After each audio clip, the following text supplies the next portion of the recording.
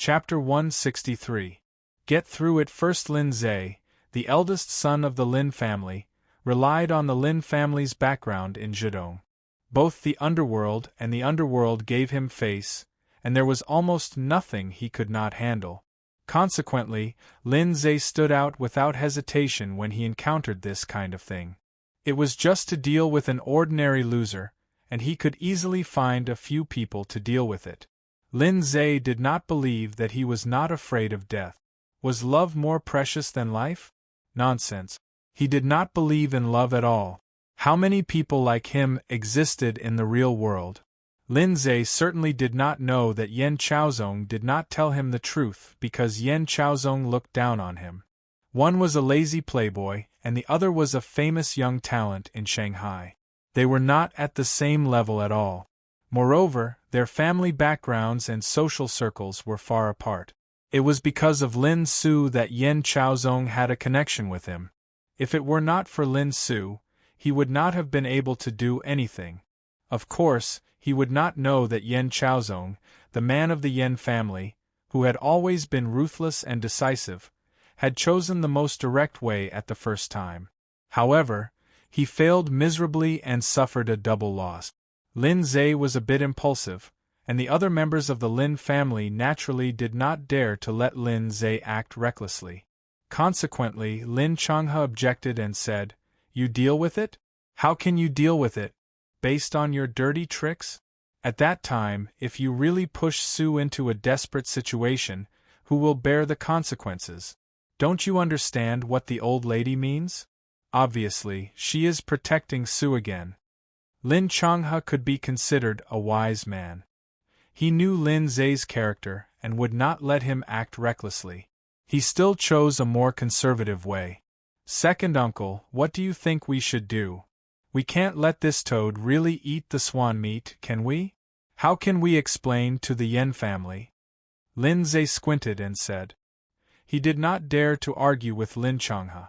Lin Changhe asked thoughtfully, "Do you know the background of this young man?" Lin Zhe hurriedly replied, "Second uncle, you don't have to worry about this. This guy is just a loser. Yan Chaozong has already checked all his ancestors, so there's nothing to worry about. Previously, he had a relationship with Han Guoping in Shanghai. Later, after Han Guoping committed suicide, this guy still had an ambiguous relationship with his daughter. He's really a scum who takes advantage of others. Later, he got involved with Jiang Xianbang. I guess you all know Jiang Xianbang. He's the nouveau riche who made his fortune by reselling antique. I've asked around and heard from Yan Chaozong that something happened to Jiang Xianbang recently, and he's already gone to Hong Kong. Do you think this guy is possessed by the god of misfortune? Whoever he is with will be unlucky." After hearing Lin Zhe's words, everyone felt even more disgusted with Qin Xing.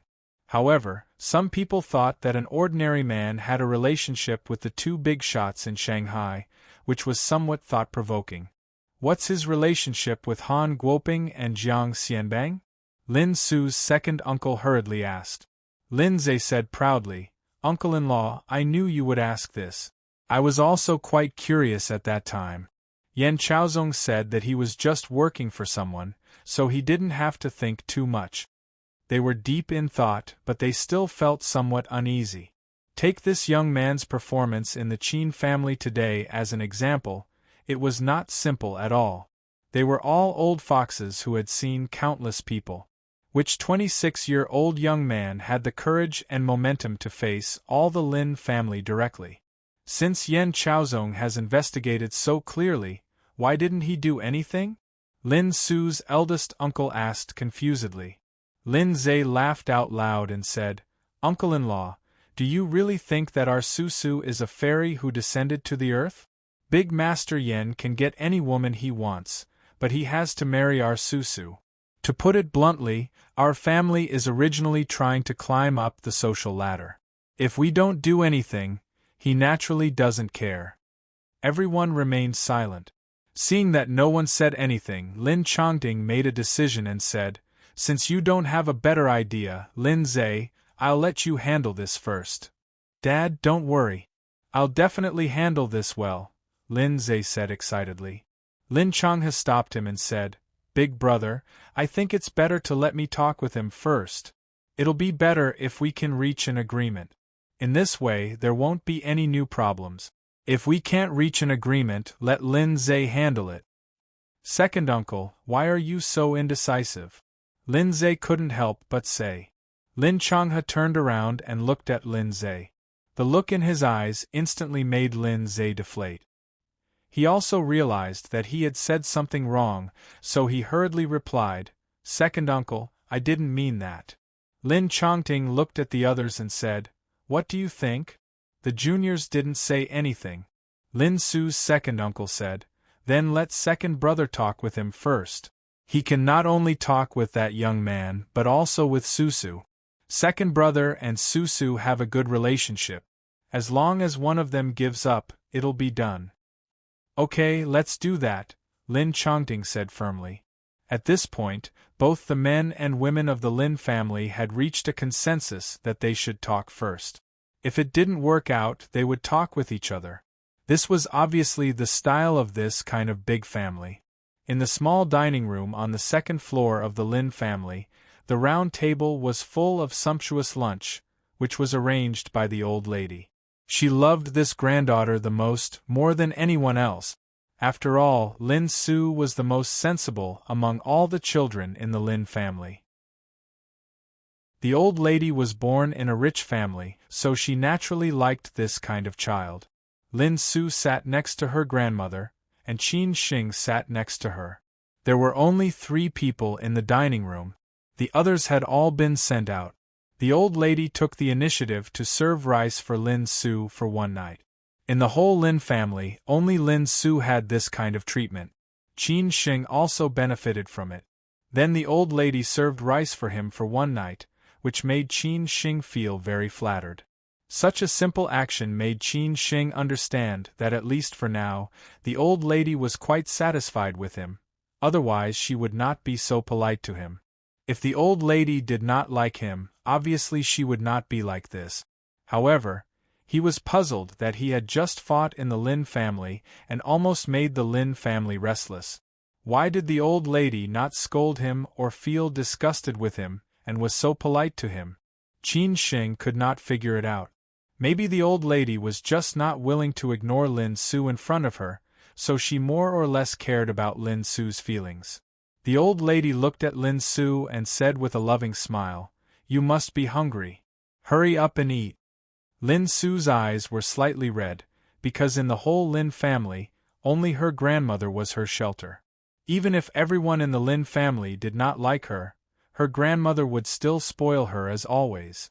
The old lady said to Qin Xing, Child, you eat too.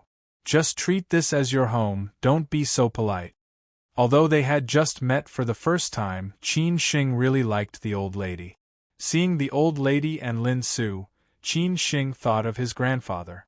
At that time, his grandfather was also like this, although sometimes he was very strict with him.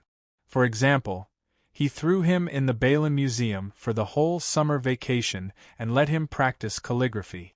In order to practice calligraphy, he could practice Yan Qin's memorial tablet hundreds of times during the summer vacation. While eating, Lin Su suddenly cried. She understood that her grandmother stood up at the end, which was equivalent to helping her bear all the pressure of the Lin family. She felt wronged and said, Grandma, I'm sorry. Why are you sorry? The old lady took out a handkerchief from her bosom and wiped off Lin Su's tears. She said, I told you long ago that you don't need to think too much about the matter with the Yin family.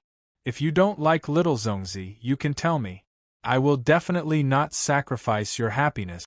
Now that you have someone you like, I can't be more happy. I can see that you really like him. Grandma.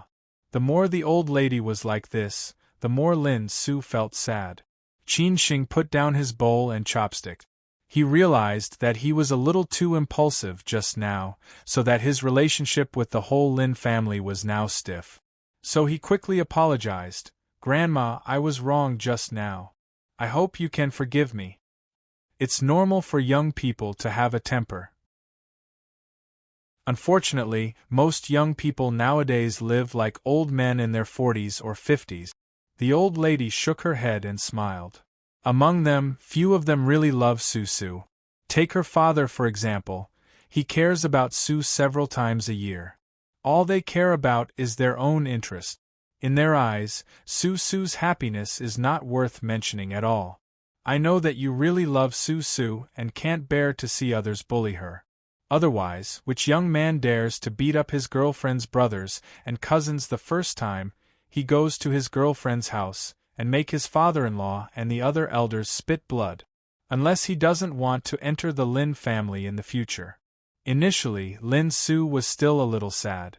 However, she was amused by her grandmother's words and burst out laughing.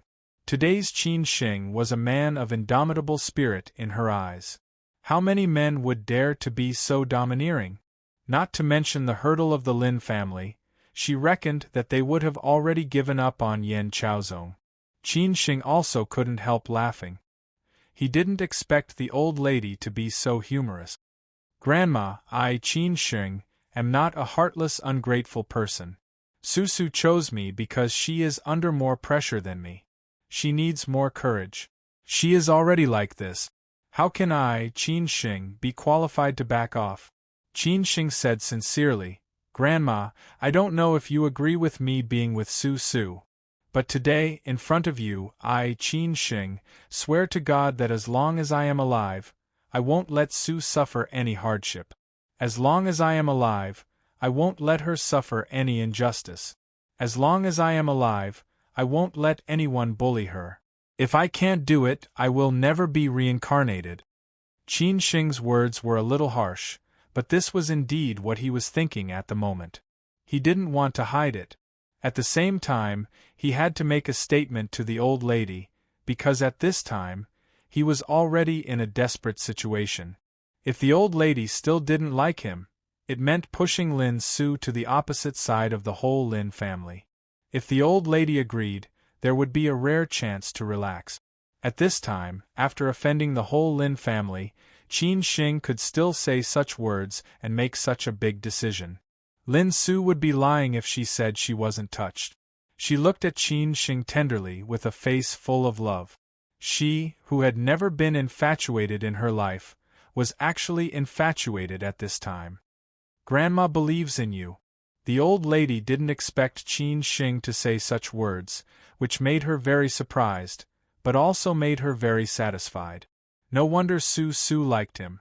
This child had the kind of responsibility that a man should have.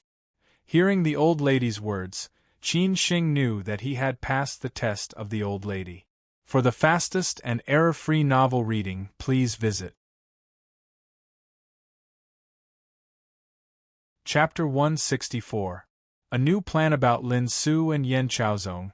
Although the old lady wanted to play matchmaker at the beginning, she just gave Lin Su a relatively better choice. First, she liked Yan Chaozong, the younger generation. Second, the relationship between the Yan and Lin families, and last, the background of the Yan family. Of course, she hoped that her granddaughter would marry into a good family. However, Lin Su did not have any romantic feelings these years, which made the old lady quite anxious. So when the Yan family had this intention, the old lady went with the flow. Now that Lin Su had made her own choice, the old lady naturally respected her choice. As long as Lin Su liked him, she would support her. She believed in Lin Su's taste, because she knew Lin Su well. Ordinary men could not enter her eyes at all. As for what this man was doing now, the old lady did not care. What she cared about was whether this man treated Lin Su well or not, and whether this man had potential. Life was full of ups and downs. Who could predict a person's fate? The old lady had lived for so many years and had seen more people than the younger generation had eaten salt. There were too many men who looked ordinary when they were young, but after a few years of accumulation, they finally soared to the sky. There were too many living examples of this in society, especially after the reform and opening up. Many ordinary men had long become leaders. If you can't capture a man when he's not doing well, You won't be able to capture him when he's on the rise, not to mention when he's in his prime. This is like an investment. For an outstanding project, the returns from the angel round are usually the greatest. The more you invest, the less you will get. At least for now, in the old lady's eyes, Qin Sheng was not bad. She did not deny him. The old lady accompanied Lin Su and Qin Sheng to rest after lunch. Of course, Qin Sheng and Lin Su would not continue to stay in the Lin family. They thought that with the old lady around, these people would not dare to do anything to them. Therefore, Qin Sheng and Lin Su only stayed in Ningbo for 2 hours and directly went back to Shanghai. The Lin family did not stop them. When they were leaving, Lin Yu secretly ran out to see them off. She whispered to Lin Su, "Sister, don't worry. If there is any trouble at home, I will inform you immediately." Qin Sheng was so grateful that he almost wanted to marry her. He quickly said, "When you come to Shanghai, I will treat you to a big meal." "Brother-in-law, there is no need for a big meal. Treat my sister well. If I find out that you bullied her, I will definitely not forgive you," Lin Yu said with a threatening gesture. Qin Sheng chuckled. "Don't worry, you have no chance." After leaving the Lin family, Lin Su then remembered what Qin Sheng had encountered just now. She recalled that Qin Sheng had been injured in southwest Sichuan a few days ago. She was a little worried and said, "Qin Sheng, are you all right?" Qin Sheng shook his head. "I'm fine. Do I look like I'm not?" "I look." Lin Su was heartbroken. Qin Sheng, who was driving, patted Lin Su's leg and said, "Don't say sorry. Even if someone has to say sorry, I should be the one apologizing." Lin Su did not give him. Sheng. Qin Sheng was Lin Song Ti Su. Qin Su was Lin and was Ti was Lady Lin is Qin Sheng was Su. Was Su was Shan was Li Lin. Su was Su. Su had Lin. Lin Su Lin Li Lin Su was Lin Su Lin. Qin Sheng could only say that he was fine. He would go to the hospital tomorrow. He had more important work to do today, so Lin Su let him go. After sending Qin Sheng to Shangshan Ruoshui, Lin Su went back to the company directly. She was not going to work overtime, but to draw a clear line between her and the Lin family. After all, everything she had now was given by the Lin family. Moreover, she also knew what her father, Lin Chongting, would do next. He would definitely cut off her financial resources in order to force her to compromise. So it was better to take the initiative. Just as Lin Su thought, Lin Chongting had arranged for the vice president of Lin Su's company to take over her position. He thought that Lin Su was used to living like a princess. That was why she was so unruly. She actually dared to openly contradict the elders of the Lin family. She brought a man who came out of nowhere back to the Lin family and even fought with him. If Lin Su did not give in, he would take back the house in Lujiazui Central Apartment. He wanted to know which was more important, bread or milk. As for Lin Changhe, he planned to come to Shanghai personally tomorrow to talk to Qin Sheng and Lin Su. On Yan Chaozong's side, Uncle Zhen, who was not seriously injured, had already returned to Shanghai after resting for a few days. Feng He, who was seriously injured and had a few broken ribs, continued to stay in Chengdu. He would only return to Shanghai when his body was almost recovered. Yan Chaozong suffered a great loss from this incident. He was in a bad mood for a few days. He did not expect that he would be tricked by a loser. He could not accept this. After Uncle Zhen returned to Shanghai, Yan Chaozong immediately asked Uncle Zhen to come over and asked him to repeat what happened that day. After listening, Yan Chaozong felt that it was indeed not Uncle Zhen and Feng He's fault. Their plan was flawless, but they had underestimated the opponent's strength. "This Chang Baji is actually so powerful," Yan Chaozong muttered to himself. Uncle Zhen frowned and said, "Young master, this man is the most dangerous opponent I've met so far. If he did not show mercy, Feng He and I would definitely die." Yan Chaozong slammed the table and said, "Is there no way to deal with them? I don't believe it. Young master, we can use other methods. For example, we can send this man in?" A man beside Yan Chaozong sneered. This was also an old man in the Yan family. He had been following Yan Chaozong's uncle. Today, he was specially invited over to discuss how to deal with this incident. Yan Chaozong looked at this man and said, "Uncle Zhao, if he does not die, Lin Su's heart will not die. Only when he dies will everything end." The man called Uncle Zhao started to ponder. He had always liked to play dirty tricks.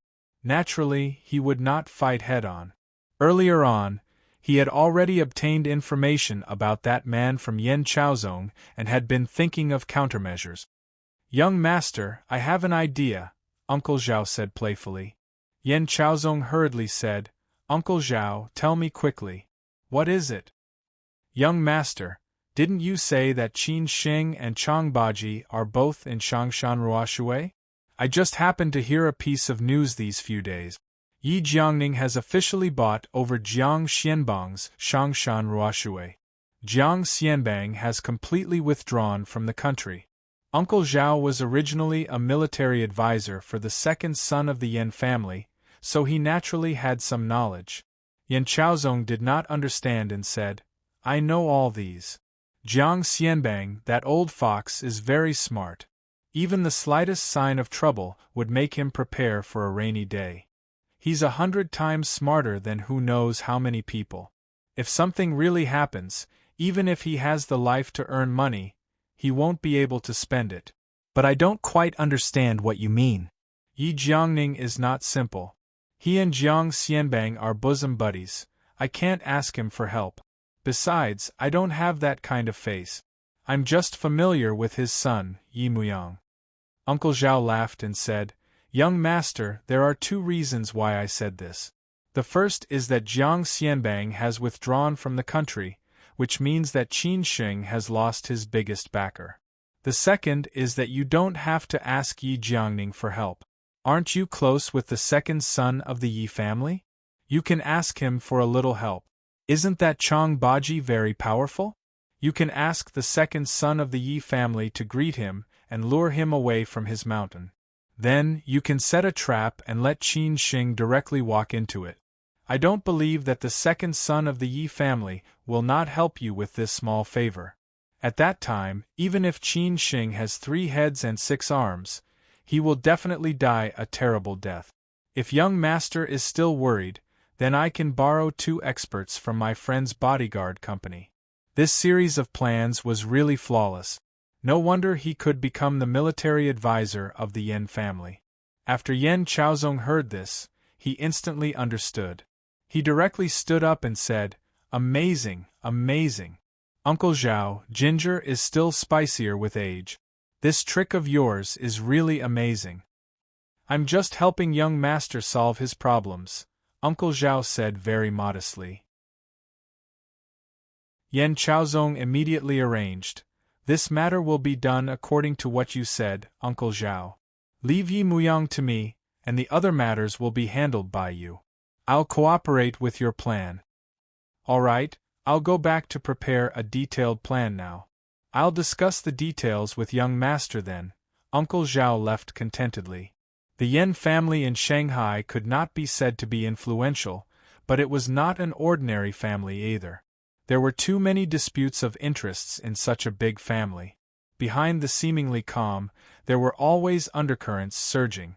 Uncle Zhao had chosen a side many years ago and chose the second son of the Yan family. That was why he had been glorious for more than 10 years. Now that he knew that the next head of the Yan family was Yan Chaozong, he naturally wanted to climb on this boat. Therefore, this matter was very crucial. If he could help Yan Chaozong with this matter, Yan Chaozong would definitely approve of him. In the future, it was estimated that his descendants would be able to bask in his glory.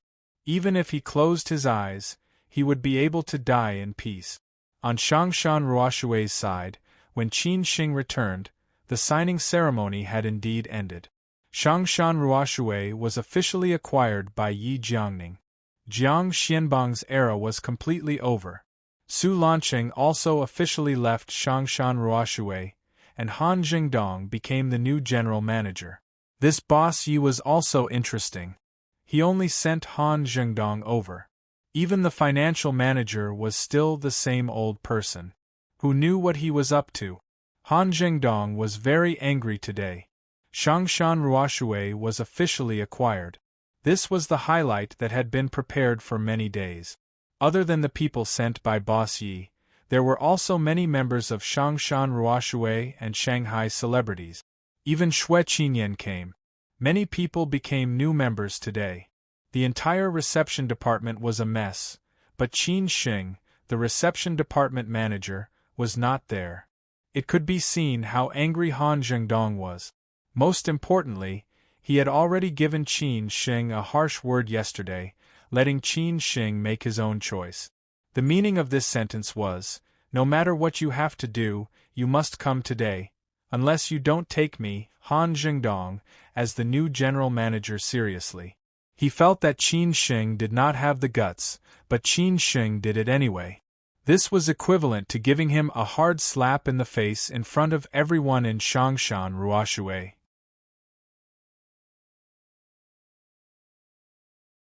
Chapter 165. Not giving face. When Qin Xing returned to Shangshan Ruoshui, Shangshan Ruoshui was still lively, swept away the desolation of the past. Members came in an endless stream, apparently to give face to Boss Yi. The entire 3 floors of Shangshan Ruoshui were almost full. Han Jingdong was accompanying a few VVIP members to drink and chat in the 3rd floor box. Yu Fengji personally served them.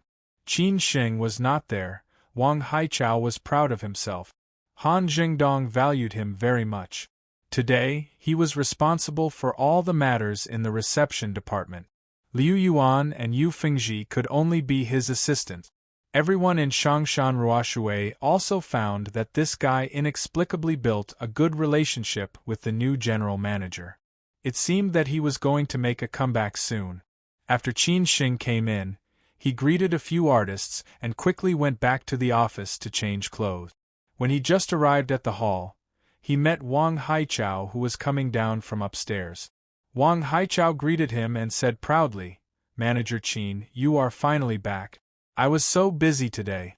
I have to worry about everything. If you did not come back, I would be exhausted." Qin Xing said perfunctorily, "Isn't this just right? At the critical moment, Manager Wang is needed." "How would I dare? This is all arranged by President Han, I can't shirk away. Unlike you, who applied for leave in advance," Wang Haichao ridiculed. He finally saw Han Jingdong's temper today.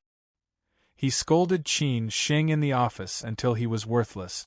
Who asked Qin Xing to apply for leave at this time? Wasn't this making things difficult for Han Jingdong? But he had to thank Qin Xing for taking the initiative to give him such a good opportunity to perform. Han Jingdong had already promised him that as long as he worked hard, he would kick Qin Xing out of Shangshan Ruoshui sooner or later. With this layer of assurance, Wang Haichao finally felt at ease. The money spent for Han Jingdong during this period of time was not in vain.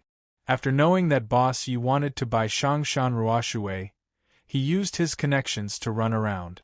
He knew that Han Jingdong might be in charge of Shangshan Ruoshui, so he directly contacted Han Jingdong and helped Han Jingdong a lot during this period of time.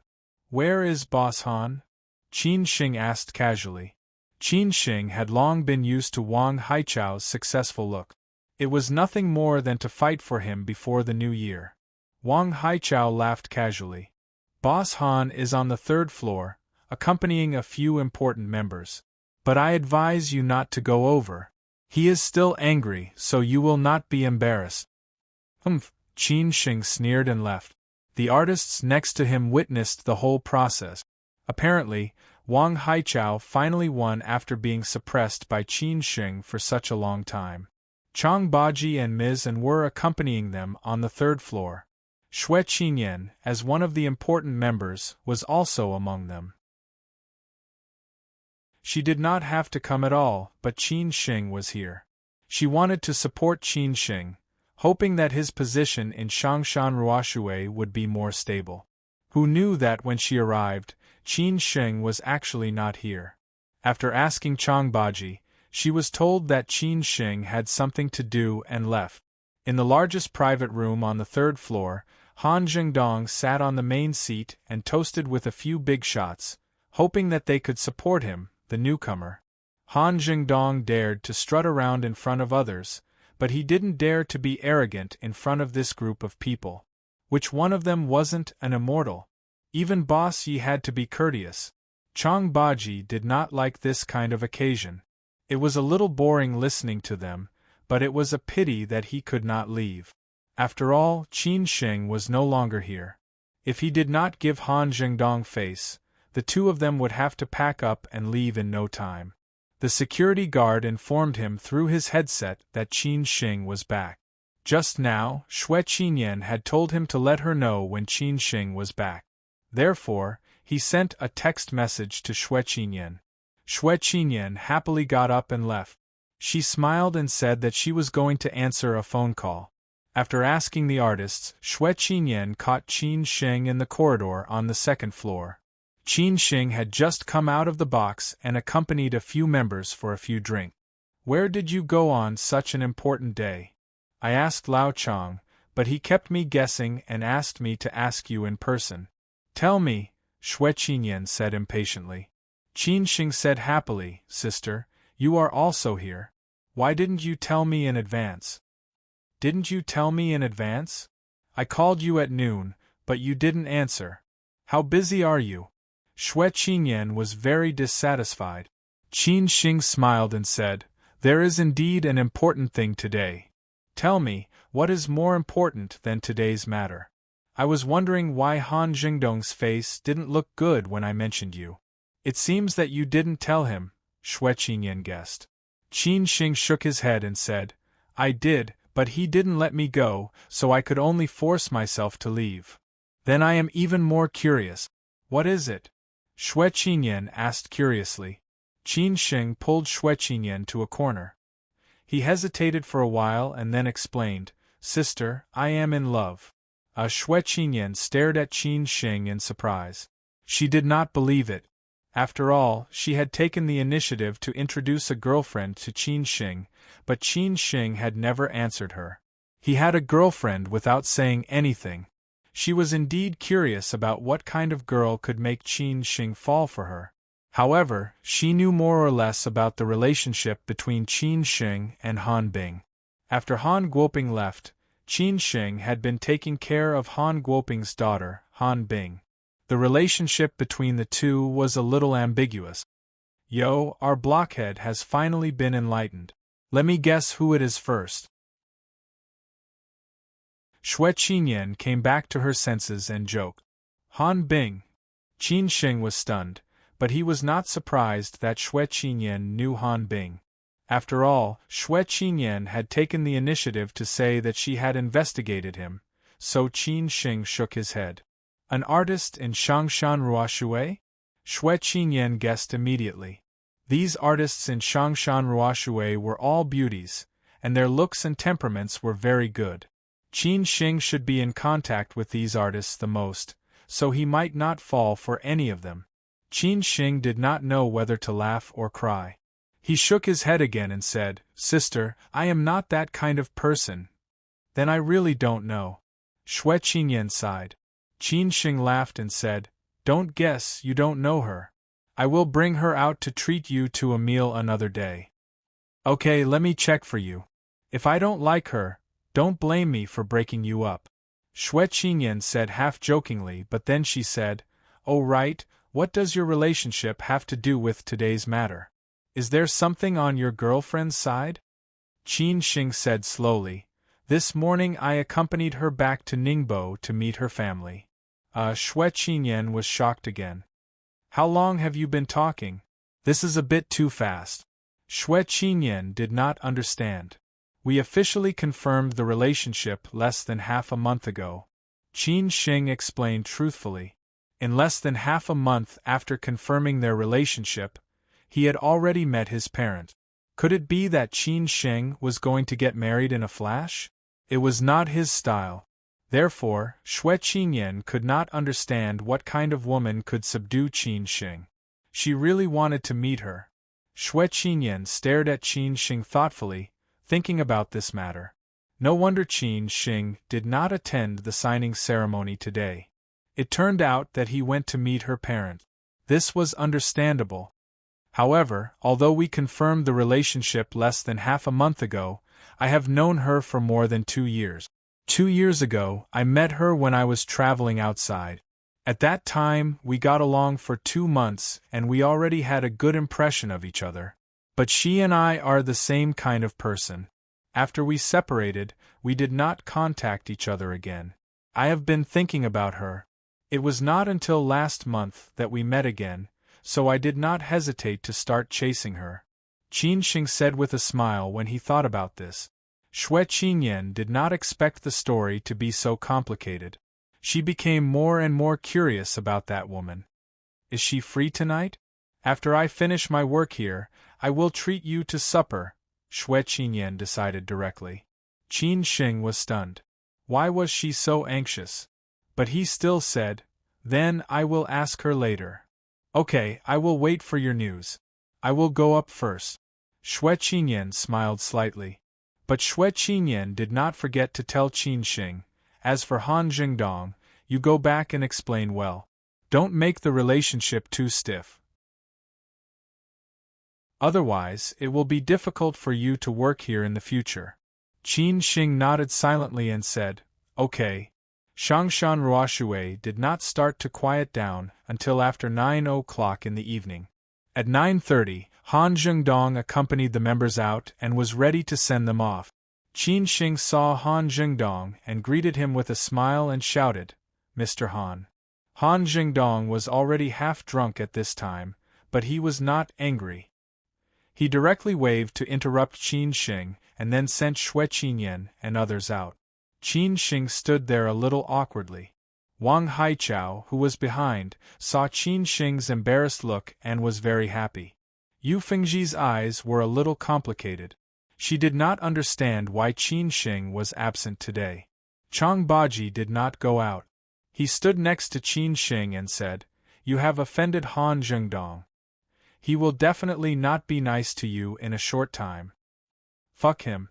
If I don't stay here, I will stay somewhere else," Qin Sheng said disapprovingly. Chang Baji asked casually, "In Ningbo, did it go well? If it went well, I would not have come back so early. The Lin family is not simple. They are a big family in Ningbo. How could they marry Lin Su to a loser like me?" Their attitude was very firm. "I beat up all of Lin Su's cousins. What do you think?" Qin Sheng explained helplessly. Chang Baji did not know whether to laugh or cry. "You are a little too impulsive sometimes. I can tolerate them doing whatever they want to me, but I can't tolerate them bullying Lin Su." Qin Sheng snorted. Chang Baji said worriedly, "If the Yen family and the Lin family unite to deal with you, you have to be careful." "Sai, what can I do? I'll just deal with them as they come," Qin Sheng said emotionally. At the Capital International Airport, Qin Chang'an had just returned from a business trip in Korea. These few days, he was not in the country. Gong Sun did not accompany him to such a more formal business occasion. After Qin Chang'an ordered him to protect Qin Sheng, Gong Sun had already made arrangements. Hence, Gong Sun had already heard about what happened to Qin Sheng these few days, especially the accident that happened when Qin Sheng went to southwest Sichuan. If something really happened to the young master, he really did not know what Qin Chang'an would do. Hence, he had a deep grudge against the Yen family. Also, Gong Sun had already known about Qin Sheng's visit to the Lin family in Ningbo today. Anyway, as long as he spent money to do something, there was no news that he could not get. Gong Sun was also quite angry with this snobbish Lin family. Sooner or later, he would deal with the Yen and Lin family. Chapter 166. After all, father and daughter the Qin clan, who had taken root in Siju City, naturally did not care about the Lin clan of Ningbo, who lived in a remote corner of Siju City. Even the Yen clan, who was known to be all-powerful in Hoodoo, was not a big deal to the Qin clan. If one were to talk about the truly powerful clans, which of them was not rooted in Siju City, the center of power? They formed an unbreakable alliance of interests and then radiated to the whole country. There were indeed clans in Hoodoo that could turn the clouds and rain with one turn of the hand, but the Yen clan was not centered around business. Naturally, Gongsun had the confidence to not take them too seriously. Although he had only been in Korea for a few days, Qin Chang'an had done a few big things. Korea's economy had been in a swamp recently. If he did not go to the bottom now, when would he? High-end technology industries were urgently needed in the country. Qin Chang'an had always been following the direction of the country, so that he could do it with ease. Everyone was vulnerable in front of the country. After the new boss took office, how many families had become like smoke and how many big shots had been sent to prison? An inconspicuous Audi A6L. Qin Chang'an was quite low-key. The staff had already left. As Qin Chang'an's personal driver, Gongsun arrived at the airport half an hour earlier. After getting in the car, Qin Chang'an did not feel tired from the trip. He seemed to be in good spirit. After all, he had made a few big deals on this trip. Is Ran in Beijing or somewhere else? Qin Chang'an asked casually. The reason why he had returned to the country in advance was that today was his daughter's birthday. Qin Chang'an treated his daughter like the apple of his eye. However, the relationship between the two of them had always been quite stiff. It was nothing more than Qin Sheng's matter. Qin Ran had a lot of resentment against him. However, she was his daughter after all. Gongsun thought for a while and said, "She should be in Beijing. I saw her yesterday. She came back to get something. It's her birthday today. Let her come back for supper later." "I'll cook," Qin Chang'an said softly. He never went shopping, but yesterday afternoon, he asked his secretary and assistant to go shopping with him for an hour and a half, just to choose a birthday gift for his daughter. Gongsun smiled and said, "I'm afraid she won't come back." No one dared to disrespect Qin Chang'an, except for Qin Ran, who had never taken him seriously. But Qin Chang'an did not get angry because she was his daughter. It's her business whether she comes back or not. "I have to do what I have to do," Qin Chang'an said helplessly. Gongsun said nonchalantly, "You're too biased. Young master is almost killed by her." "What's wrong with that kid?" Qin Chang'an said with a frown. Right now, he had a headache dealing with Qin Sheng. He did not know when they could reconcile with each other. He felt that he could not be too abrupt. Otherwise, with Qin Sheng's temper, Qin Chang'an would definitely be more stubborn than him. He had to find a chance to get to know Qin Sheng slowly and then gradually. However, he did not have a chance at the moment. After Gongsun finished reporting what had happened in the past few days, Qin Chang'an squinted and said, "The Yen family is really unscrupulous. However, this guy is really tough. He can even escape from this. It's all thanks to Changbaji. Without him, young master would have been dead for sure." "You don't say. This brother is really not simple," Gongsun said sincerely. Previously, when Qin Chang'an had said that Changbaji might be stronger than him, he had been somewhat disdainful. This time, however, he had accepted it. At least with such a person by young master's side, young master's safety would not be a problem. Qin Chang'an smiled faintly and said, "Even I don't know how many roads the old man has paved for him. Otherwise, given his temper, I don't know how many times he has died." Gongsun nodded silently. He had seen old Master Qin's capability before. Back then, he was the distinguished guest of many big shots in Siju City. However, what he did not understand was why old Master Qin suddenly retired and took young master away. "What about the Lin family?" Gongsun asked. Without Qin Chang'an's instructions, he did not dare to act blindly without thinking. Qin Chang'an did not care and said, No family is willing to spend a long time to witness a young man's potential. If it were me, I would also choose Yen Chaozong. Let him handle the Lin family's affairs by himself. However, that guy is in some danger now. Families like the Yen family and the Lin family will not let him off easily. You ask Zhuang Zhou to go to Shanghai. With him around, I can rest assured. Qin Chang'an arranged after careful consideration. Hearing this, Gongsun instantly smiled. Only Qin Chang'an could invite Zhuang Zhou, the great god. With Zhuang Zhou around, he really did not believe that there was anyone in Shanghai who could threaten young master. On the way back to Dongqing district, Gongsun had already arranged everything. Zhuang Zhou rushed to Shanghai overnight. At the same time, he had already prepared the ingredients in the Sihiyuan, waiting for Qin Chang'an to come back and cook. Unfortunately, he could not get through to Qin Ran's phone. At this moment, Qin Ran was sitting in an old house in Yuantan in a daze. This was the place where her parents lived for the first time. It belonged to the government's family compound. Now, only the elderly lived here. Most of the young people had already left. The house was not big. It only had 2 bedrooms and 2 living rooms. The walls were hung with some old photos of her father, mother, and brother. The best memories of her life were all here. At that time, the family of 4 was so happy. The happiest time was when she accompanied her mother and brother to play. At that time, her father came back late every day and was drunk most of the time. Her mother did not blame her and would quietly make a pot of tea for him to sober up. Every year on her birthday, she would quietly wait here. Her favorite birthday was when her father and mother cooked and her brother fought over the cake with her.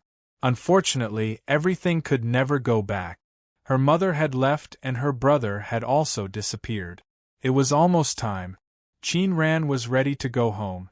Her phone had been on silent. When she turned it on, she found that Uncle Gongsun had called her several times.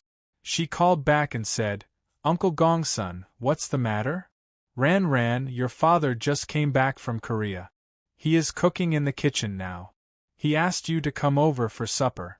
He said it's your birthday," Gongsun said with a smile. He was more caring and considerate to Qin Ran than Qin Chang'an. Most of the time, Qin Ran would look for him. Qin Ran frowned slightly. Last night, just after midnight, her father had called her. Although Qin Ran did not like her father, she was still quite touched. Her father remembered her birthday very clearly. Every year, he would be the first to wish her a happy birthday. She did not expect that her father would rush over from Korea to celebrate her birthday with her. "Forget it. I've already eaten with my friends.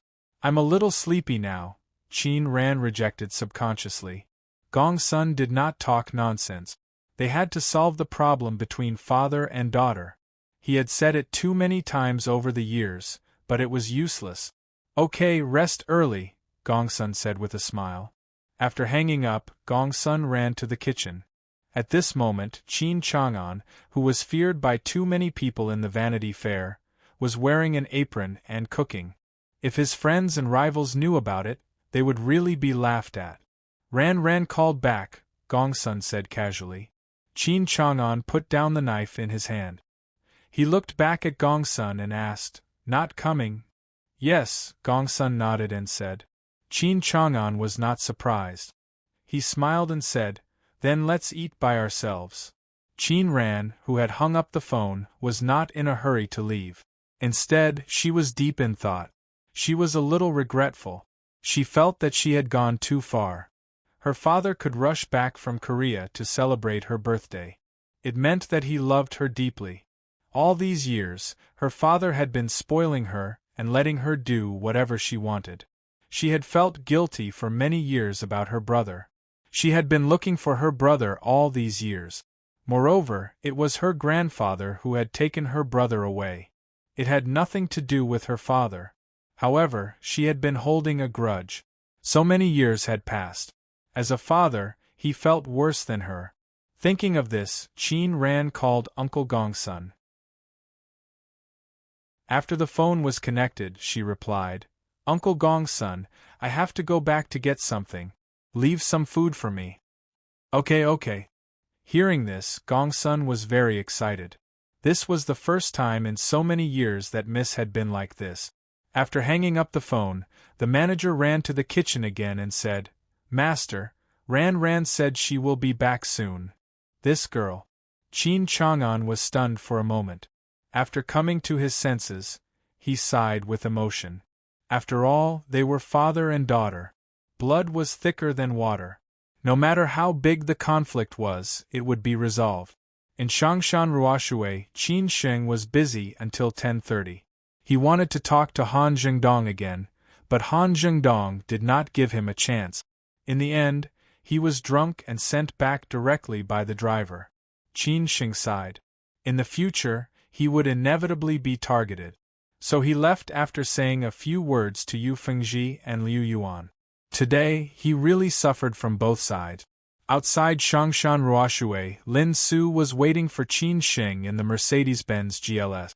In the evening, Qin Sheng called her and said that a sister who was very good to him wanted to see him. Lin Su did not refuse. Since she was already Qin Sheng's girlfriend, she naturally had to slowly integrate into Qin Sheng's circle. Moreover, this sister was very good to Qin Sheng. Qin Sheng drank a lot at night, but he was still relatively sober. But after getting in the car, Lin Su was a little unhappy and said, You drank. No choice. Today Changshan Ruoshui was bought over, and many members came, Qin Sheng explained.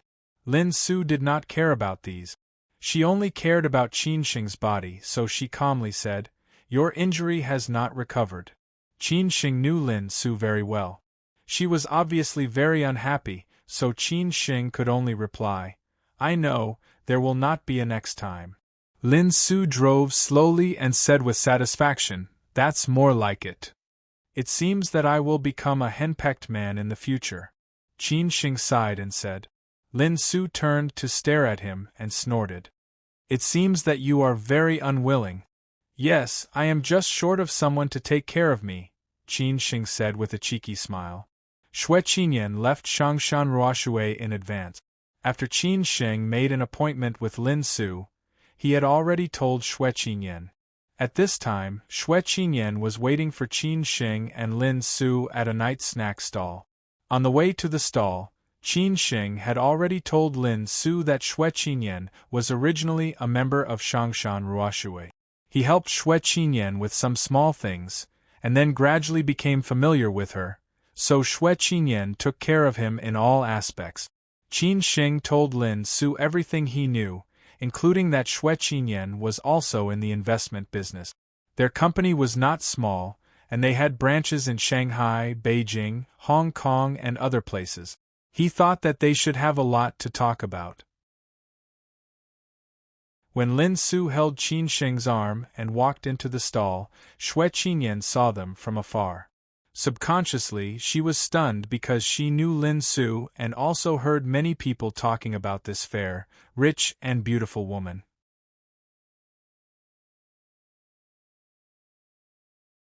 Chapter 167. Why not? Qin Sheng liked hot pot and barbecue. Hot pot in winter, barbecue in summer, and beer. Wouldn't life be better? So he would rather go to this kind of food stall than to those glamorous star-rated hotels. Xue Qinyan, who had eaten with him many times, naturally knew her brother's temper and character, so she did not choose a big restaurant, but this seafood barbecue stall which was more famous. Xue Qinyan, who usually went to more exquisite restaurants, rarely came to this kind of place. It could be seen that she had given in a lot for her brother. Lin Su and Qin Sheng had the same temperament. Back then, when they were in southwest Sichuan, they would always look for those small shops that tasted authentic. Even when they were on a business trip, she did the same. Many people might find it very strange. How could this fair, rich, and beautiful lady, who had been pampered since she was young, like these? It seemed that she should only appear in those high-end restaurants with elegant environments and extremely expensive prices.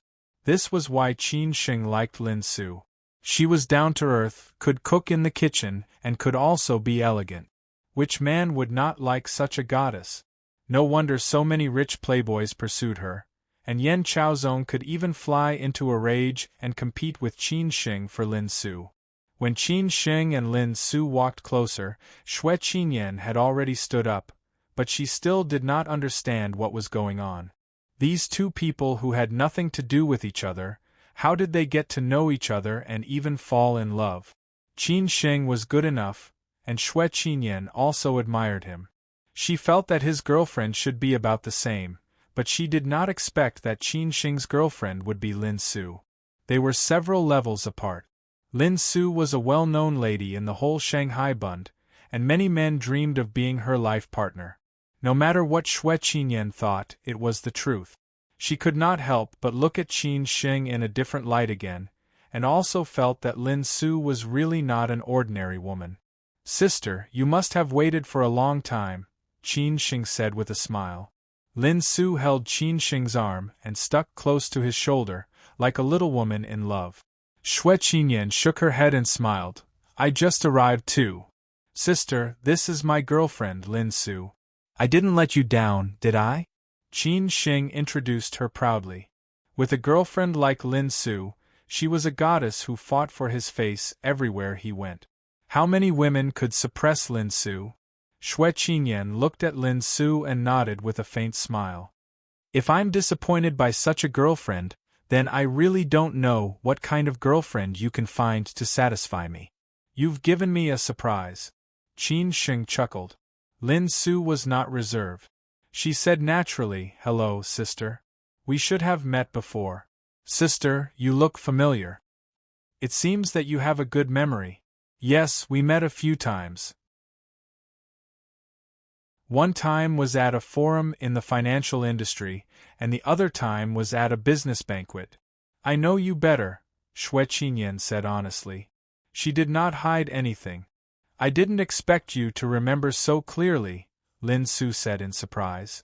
Qin Shing, who was standing at the side, was not surprised that Xue Qinyan knew Lin Su. No matter how big a city was, the circle at the top was still so big. Moreover, Lin Su was also in the financial industry. It was not strange that they knew each other. That's for sure. "Sister, you are always the center of attention. I'm not wrong, right?" Xue Qinyan smiled and joked. This was the truth. Many men surrounded Lin Su. They either took the initiative to hit on her or asked for her contact information. But she was almost the same. Lin Su pursed her lips and smiled. She did not continue on this topic. Both sides stopped when it was appropriate. "Take a seat. Qin Shing has been busy for a long time today.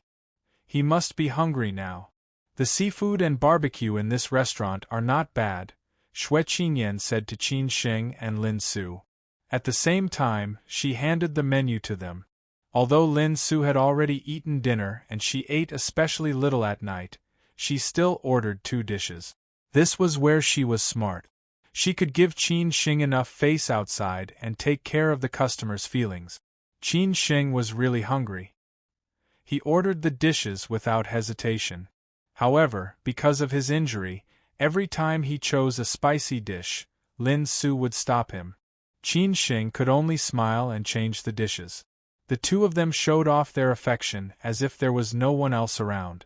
Xue Qinyan, who was sitting opposite, saw it but still could not understand. At the same time, in a membership-based high-end club in Jing'an, the decisive Yen Chaozong directly invited Yi Muyang to drink tonight. The Yen family was more powerful than the Yi family. Yi Muyang would definitely not reject Yen Chaozong's request. Moreover, Yen Chaozong asked 2 friends to accompany him at the same time. Both of them were from powerful families. One was the son of a member of the Standing Committee of the Zhejiang Provincial Committee, the other was the son of a leader of the Eastern Theater of Operations after the military reform. They were all influential people. It could be said that they had given Yi Muyang enough face. All the hostesses in the club were dressed in gray cheongsams, and the quality was definitely top-notch. This place was also opened by a rich playboy and only served acquaintances and friends. It was all membership-based and the expenses were also shocking. The lowest cost for a private room was 100,000 yuan. There was no beer, only red wine and foreign wine. Those who could come were all rich and respectable people and did not lack this bit of money. It was said that the highest spending was a young master who threw 5 million yuan in one night.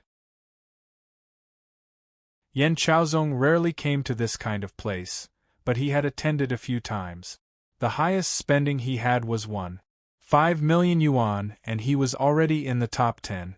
Hence, when Yan Chaozong entered, these top-notch ladies were all staring at him. If they could catch his eye, they would have a greater sense of achievement for the rest of their lives. Yi Muyang was the same. In front of others, he could show off his prowess, but in front of Yan Chaozong, he was very humble. Furthermore, there were two young masters tonight. He and Yan Chaozong could be considered familiar, but they were not close friends. Who asked him to be not qualified enough to enter young Master Yan's inner circle. Hence, when young Master Yan invited him to drink tonight, he felt that something was not right. Initially, he wanted to go to Shangshan Ruoshui tonight. This was a top-notch private club that old Master Yan had just bought. Regarding this matter, Yi Muyang was quite happy. Firstly, he could rely on Shangshan Ruoshui as a platform to expand his network. Secondly, the artists there were all top-notch beauties, similar to young Master Sun's national beauty. However, those artists were all from decent families. Compared to these young ladies who had already left the world, he felt that something was not right. However, just as he was preparing to leave, young Master Yan's call came. Although Yi Muyang was a little surprised and puzzled, he was still very happy. He ran over immediately. When he arrived and saw the two young masters, he felt that something was not right. In the beginning, the few of them drank and chatted. The two young masters gave Yi Muyang face. After all, the Yi family was also considered a wealthy family. Although they were not in the same circle, they more or less knew each other. Yi Muyang was in a good mood today. He hugged the young woman in his arms and touched her up and down. This woman was the HR of a listed company. Yi Muyang was very puzzled as to why she came out to do this. Could it be that life in Shanghai was too stressful? Until Yan Chaozong smiled and said, "Muyang, go out for a smoke?" Yi Muyang pushed the young woman in his arms away. He knew that after setting up for half a night, the main show was finally coming. He smiled and followed Yan Chaozong. He did not know whether Yan Chaozong would not go to a temple without a cause or if he was unaccountably solicitous. It seemed that with young Master Yan's power, there was nothing he could ask of him. "This place is not bad, right? Howren has spent quite a lot of money here," Yan Chaozong said casually. Yi Muyang and this young master did not have a good relationship. Previously, the two of them had fought a few times. They were both arrogant people and did not lower their heads. Hence, Yi Muyang had never come here before. "You know my relationship with Howren," Yi Muyang smiled bitterly. Yan Chaozong lit a cigarette for Yi Muyang, patted his shoulder and said, "He has such a bad temper. Initially, I invited you over tonight to talk about this matter. Who knew that this guy would bring his wife and run to Europe?" Yi Muyang was deep in thought. He did not think that Yan Chaozong was looking for him for this matter. It was because it was not worth it. With young Master Yan's character, he would not care about this kind of trivial matter. Yi Muyang really did not like Yan Chaozong to be like this. It was because he was indeed a little afraid of Yan Chaozong. He was really afraid that Yan Chaozong would set a trap for him. Hence, he said straightforwardly, "Brother Zong, is there something wrong? What can happen to me?" Yan Chaozong smiled casually. Yi Muyang chuckled and said, "Brother Zong, I'm a straightforward person. You set up such a big scene tonight. If you say that there's nothing wrong, I won't believe it even if you beat me to death. We're all on the same side. If there's anything, just say it. If I can help, I'll definitely help." Yi Muyang had already put it this way. Yan Chaozong did not hide anymore. He smiled and said, "Since you said so, then I'll tell you the truth. There's really something wrong. Go ahead, Yi Muyang said in a low voice. Yan Chaozong said slowly, I heard that Uncle Yi bought Jiang Xianbang's Shangshan Ruoshui? Yes, I officially bought it today. I was originally going there tonight. Does it have anything to do with Shangshan Ruoshui? Yi Muyang was even more confused. Yan Chaozong said softly, It does have something to do with it. You should have heard about my recent joke. The circle in Shanghai is only so big. If you tell me the truth, I won't blame you. Yi Muyang was a little troubled. He had indeed heard about it. Just as Yan Chaozong had said, the circle was only so big. Moreover, they had many mutual friends. How could they not know that some unknown loser had snatched away young Master Yan's fiancée, the Missy next door? Most importantly, Missy Lin had said in front of Yan Chaozong and everyone else that he was her boyfriend. She did not give Yan Chaozong any face at all. Yan Chaozong was really embarrassed. Yes, I have indeed heard about it. Yi Muyang nodded lightly. Yan Chaozong sneered. Do you think I will admit defeat in such a matter? Definitely not. Are you my brother? Yan Chaozong stared at Yi Muyang and said. Yi Muyang scolded in his heart, Do you think of me as your brother? But he still said, Yes. Then are you going to help me vent my anger? Help? Yi Muyang was getting more and more confused. How did this matter have anything to do with him? Hearing Yi Muyang's words, Yan Chaozong snorted coldly. All right, this person is in Shangshan Ruoshui. I need you to do something for me. F*CK I see. Brother Zong, you can just tell me about this kind of matter. I'll call to fire him now. Yi Muyang finally understood. After going around in circles for so long, it turned out that the loser who snatched away Missy Lin was in Shangshan Ruoshui. Then he was curious. Shangshan Ruoshui, who could catch Missy Lin's eye? Fire him, isn't it too easy? If I want to step on someone, I'll step on him to death in one go. Yan Chaozong squinted his eyes and said viciously. Yi Muyang thought so too. This was young Master Yan's temper. Hence, he said, Brother Zong, then tell me, how should I help you? Yan Chaozong gestured for Yi Muyang to come closer. Then, he whispered in Yi Muyang's ear. The plan that he told Yi Muyang was naturally not the real plan. He only needed Yi Muyang to transfer Chang Baji away and lure Qin Xing out. He did not need to care about the rest. After Yi Muyang heard it, he did not even think about it and immediately agreed. Brother Zong, don't worry. Leave this matter to me. Whenever you want to take action, inform me at any time.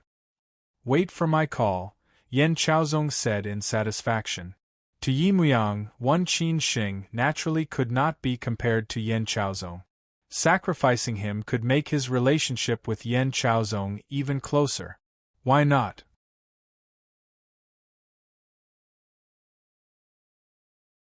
Chapter 168. The plot begins. Yi Muyang, who had been feeling uneasy for half a night, finally felt at ease. After all, he had to be careful when making friends with people like Yan Chaozong. To them, there were no absolute friends, only absolute benefit. As long as the chips were enough, they could abandon anyone. Yan Chaozong was just a small manager of Shangshan Ruoshui's reception department. Naturally, Yi Muyang did not care about him. Compared to Yan Chaozong, he was not even worth mentioning. Hence, Yi Muyang sacrificed him without hesitation. However, he was curious about how this loser with no background managed to conquer Miss Lin and made Yan Chaozong lose so much face. Thinking about how the coveted Miss Lin was actually tainted by a loser, Yi Muyang felt a little envious and jealous.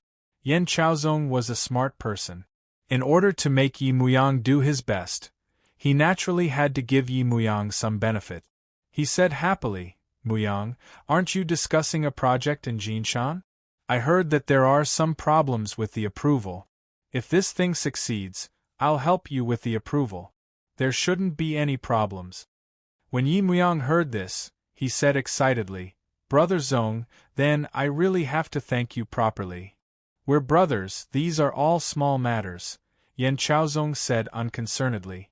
His father gave him a few chances, but he messed them all up, causing the Yi family to suffer a lot of losses. Although these losses could not hurt the Yi family deeply, his father was very disappointed in him.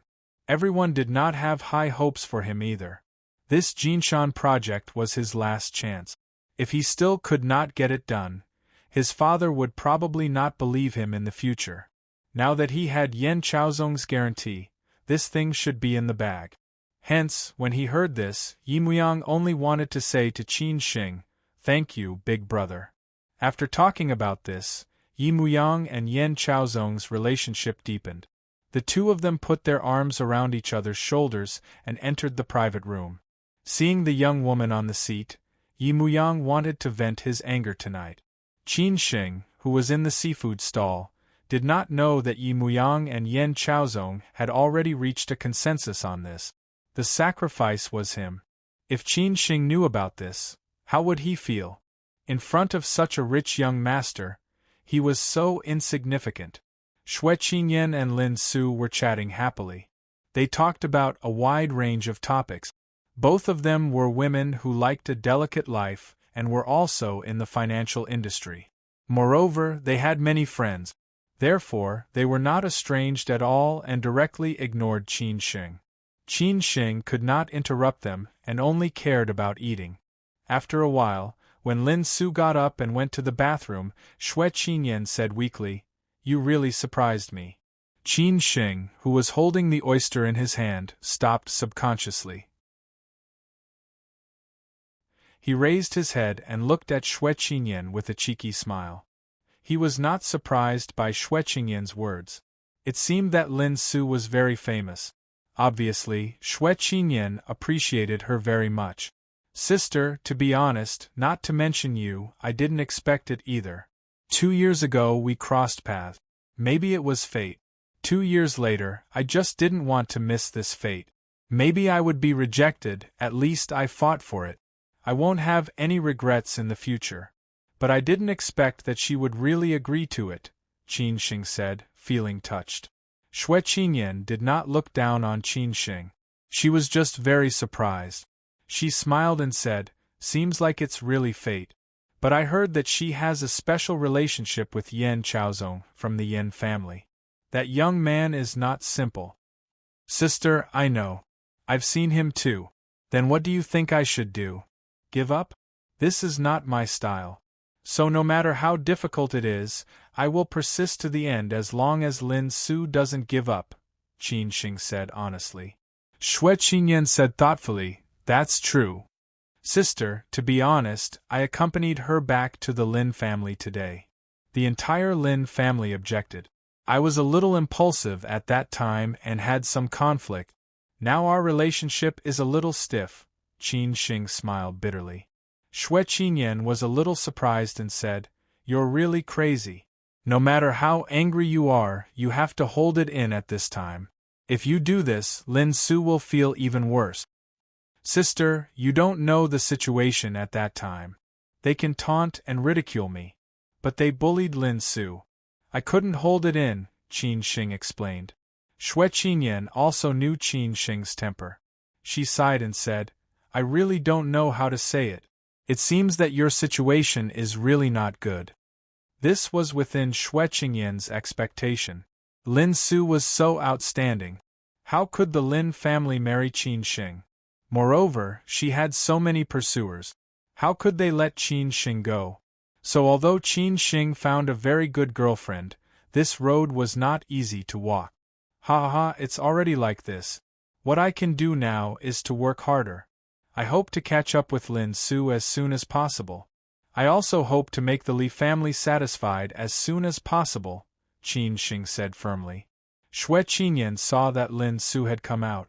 She smiled and said, "No matter what, if you need any help, call me at any time." "Thank you, sister." Qin Xing nodded silently.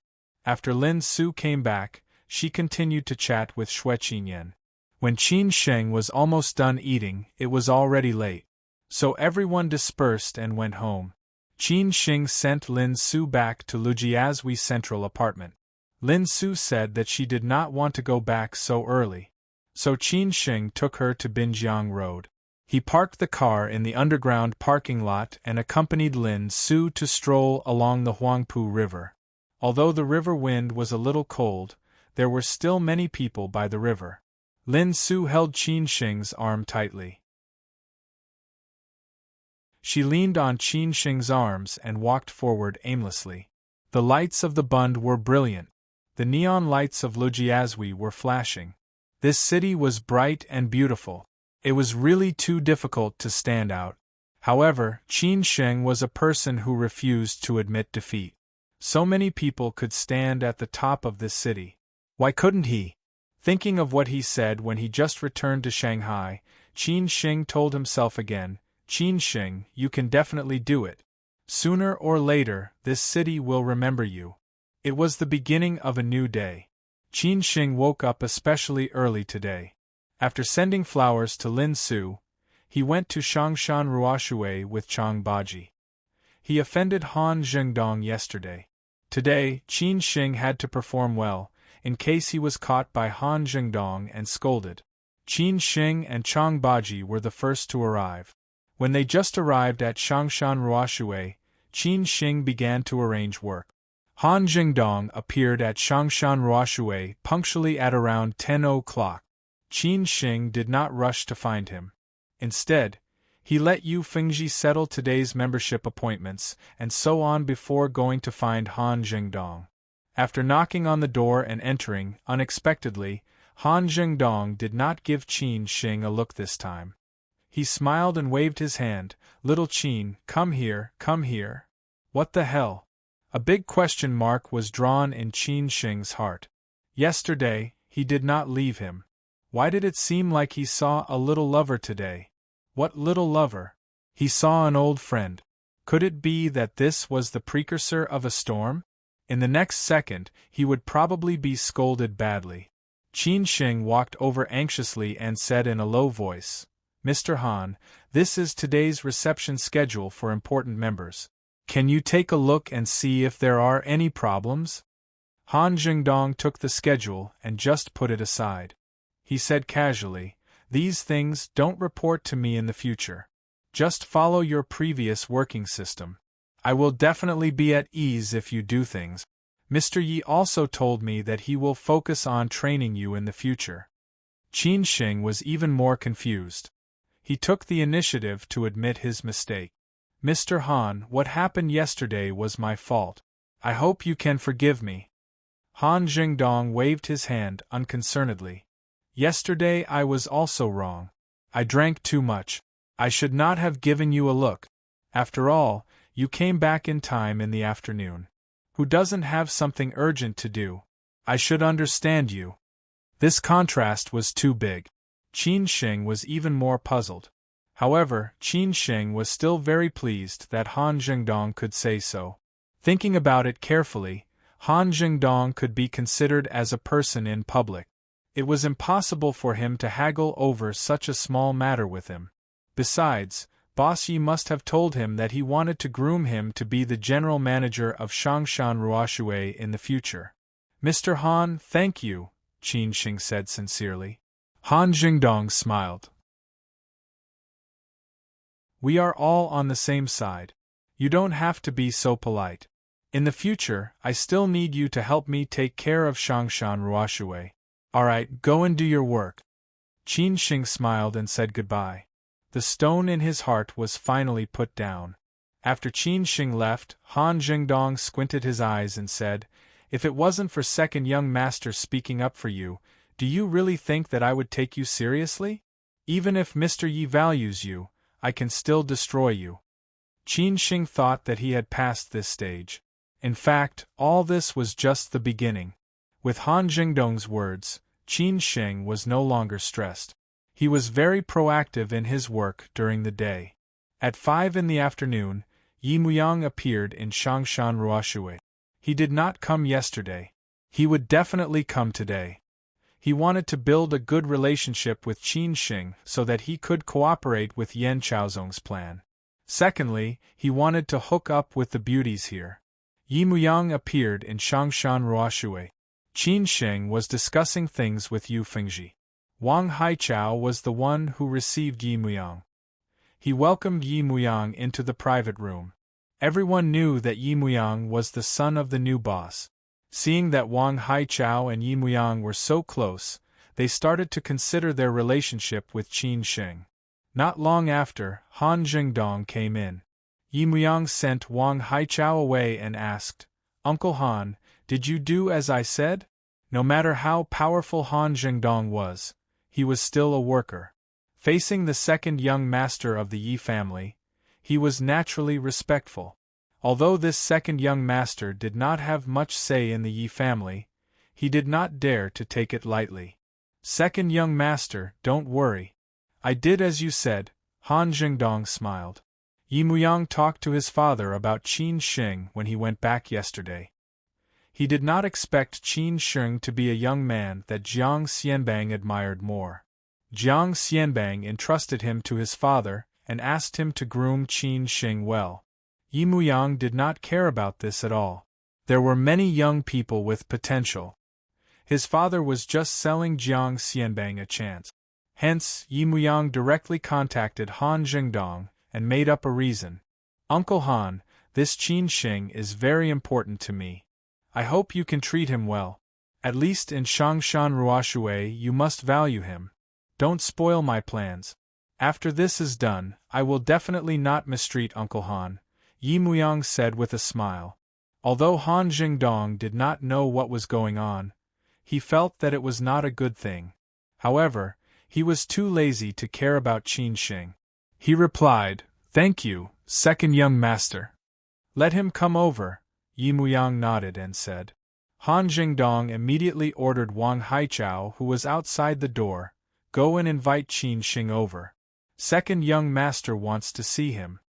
When he heard this, Wang Haichao cursed in his heart. What the f***ck was going on? How did Qin Sheng get involved with the second young master again? Would he still have any hope of becoming the manager of the reception department in the future? Although he was very unhappy, Wang Haichao still went to invite Qin Sheng.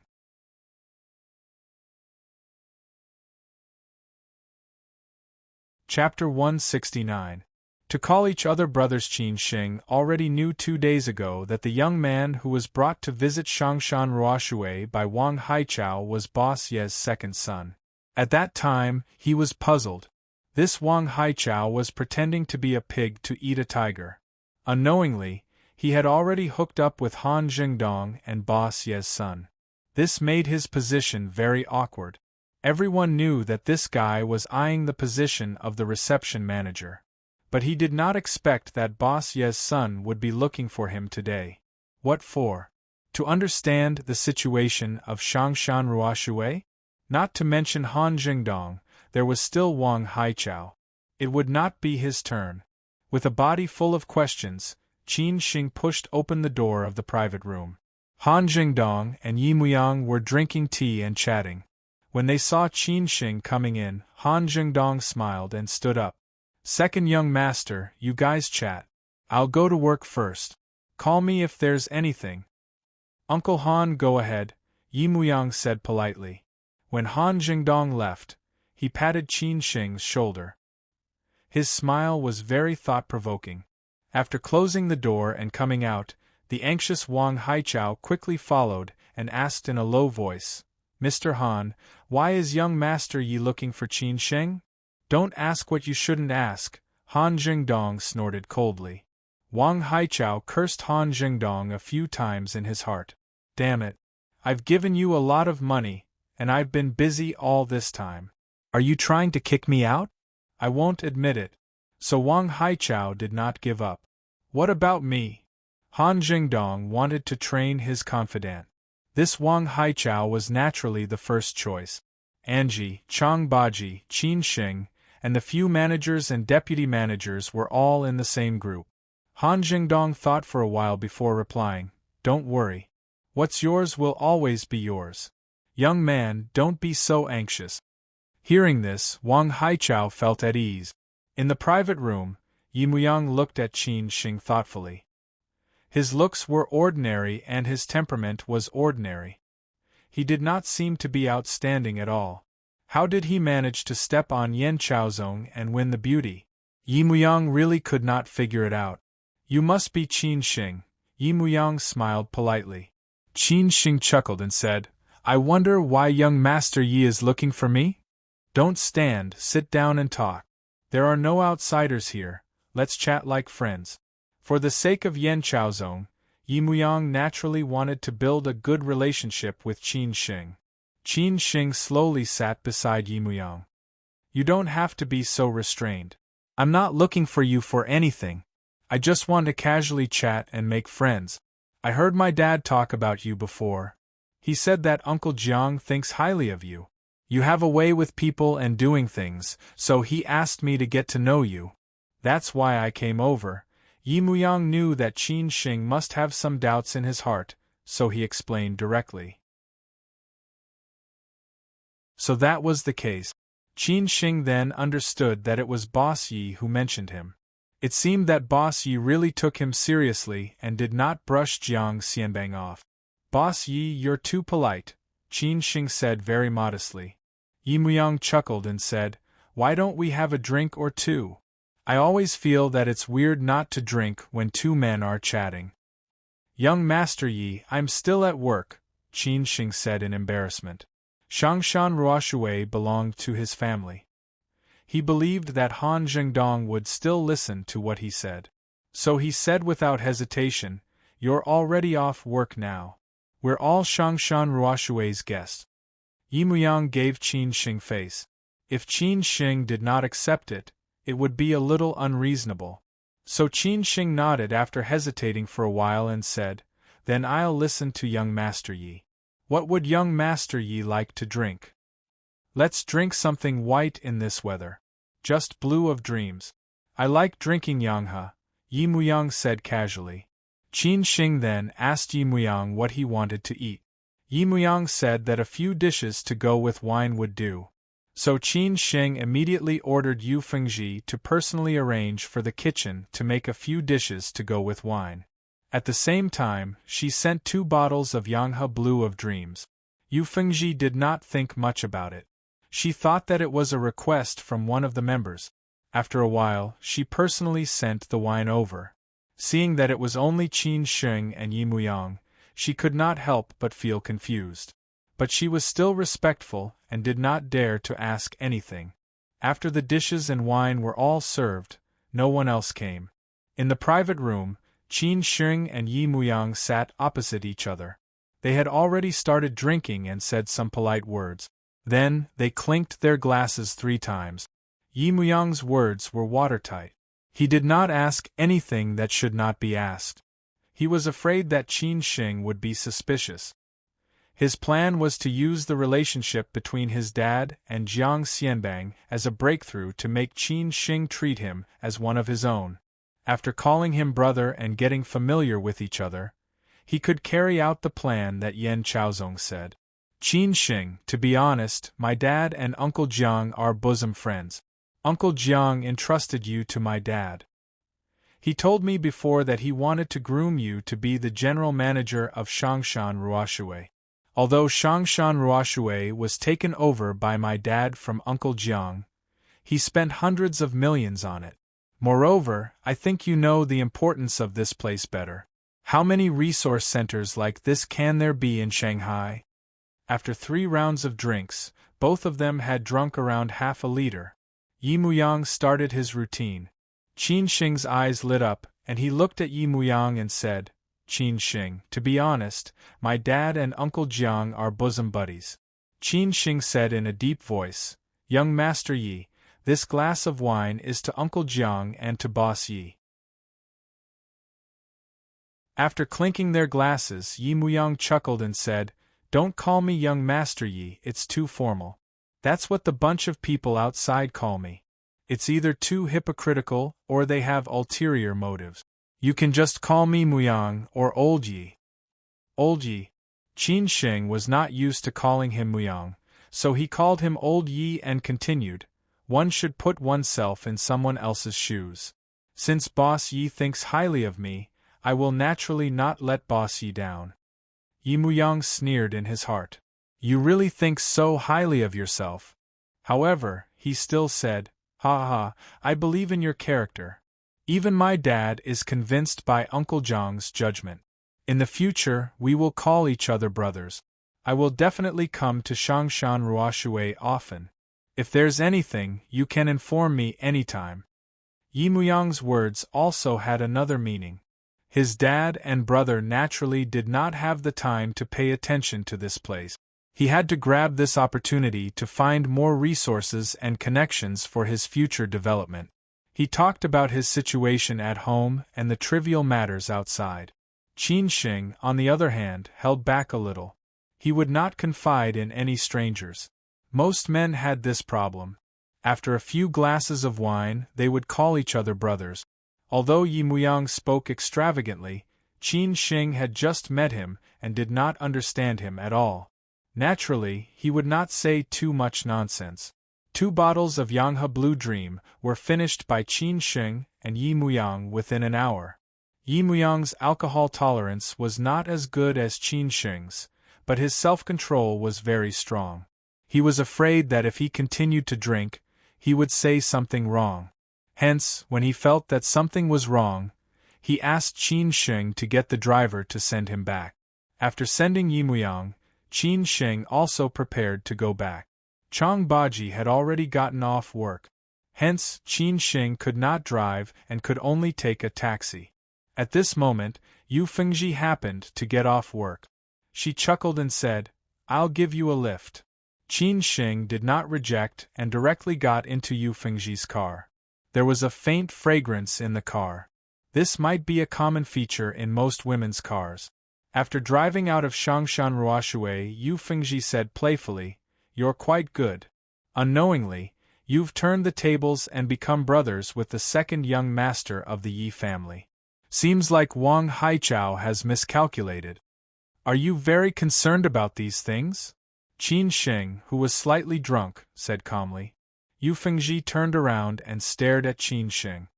"I've already sold myself to you. Shouldn't I be concerned about these things?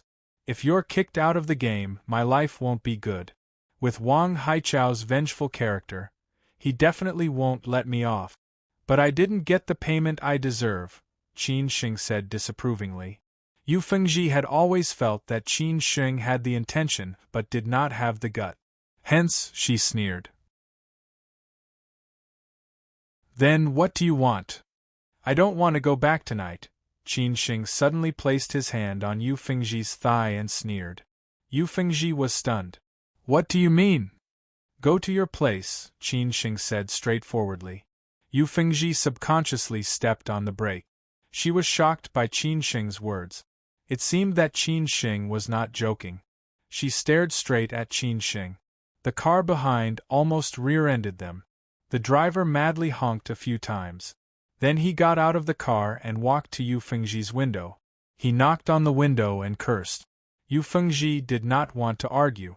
She came to her senses and directly stepped on the accelerator. The driver was shocked. Then he cursed again. Unfortunately, Yu Fengji could not hear him. "Why? You don't want to?" Qin Shing sneered. Yu Fengji gritted her teeth. "You're not joking? I'm busy on the stage. You should at least let me taste some sweetness," Qin Shing said playfully. Yu Fengji began to hesitate. When she made up her mind, she knew that such a day would come sooner or later. But when this day came, she was still a little nervous and flustered. "You can give up," Qin Shing said disapprovingly. Yu Fengji snorted. "Let's go." On the way, Qin Shing did not say anything. He kept looking out of the window. Yu Fengji was also focused on driving. But she still felt uneasy. She seemed to know what was going to happen. When the car stopped downstairs of the community, Yu Fengji had already accepted this fact. The two went upstairs side by side. They entered the elevator, got out of the elevator and opened the door. When Qin Shing closed the door and Yu Fengji was about to turn on the light, the desire in the bottom of Qin Shing's heart completely exploded. He directly pulled Yu Fengji and pressed her against the wall. He looked for Yu Fengji's big red lips with his senses. When a man drank too much, he would always have the impulse. Qin Shing did not know how long he had been holding it in. He never went to that kind of place and rarely gave his children to his right hand. It could be seen how strong his self-control was.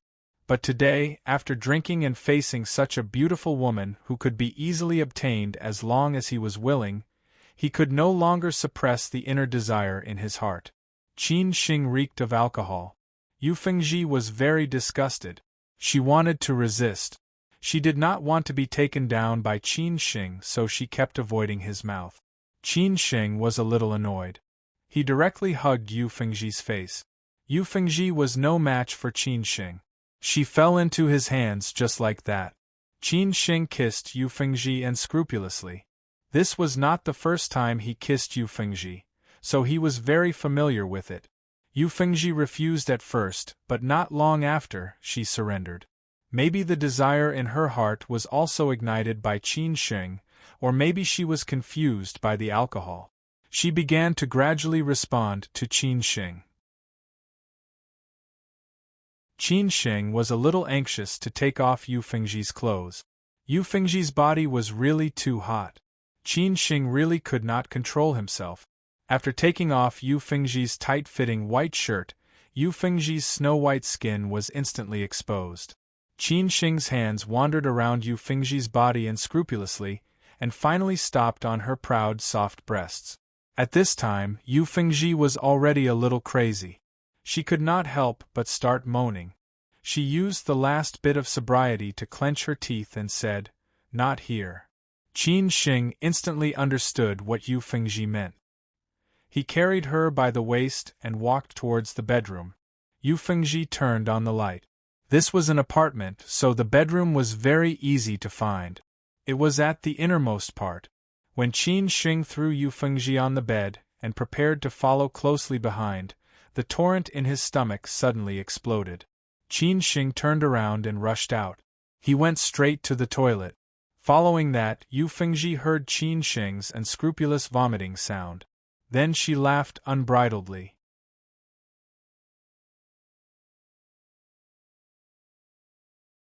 Chapter 170.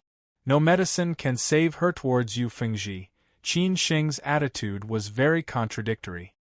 He did not like Yu Fengji's cold demeanor, and even more so, he disliked Yu Fengji's ambition. Hence, he always wanted to conquer Yu Fengji. When the opportunity came, Qin Shing flinched and hesitated. After all, he was not a stud horse who would sleep with any woman. At most, he only had physical needs with Yu Fengji. There would never be any emotional fluctuations. When Qin Shing made up his mind to take Yu Fengji tonight, who knew that the after-effects of the liquor would kick in? He did not know whether it was because his alcohol tolerance was poor recently or because of Yu Fengji's wild driving skills just now. His stomach was churning uncomfortably.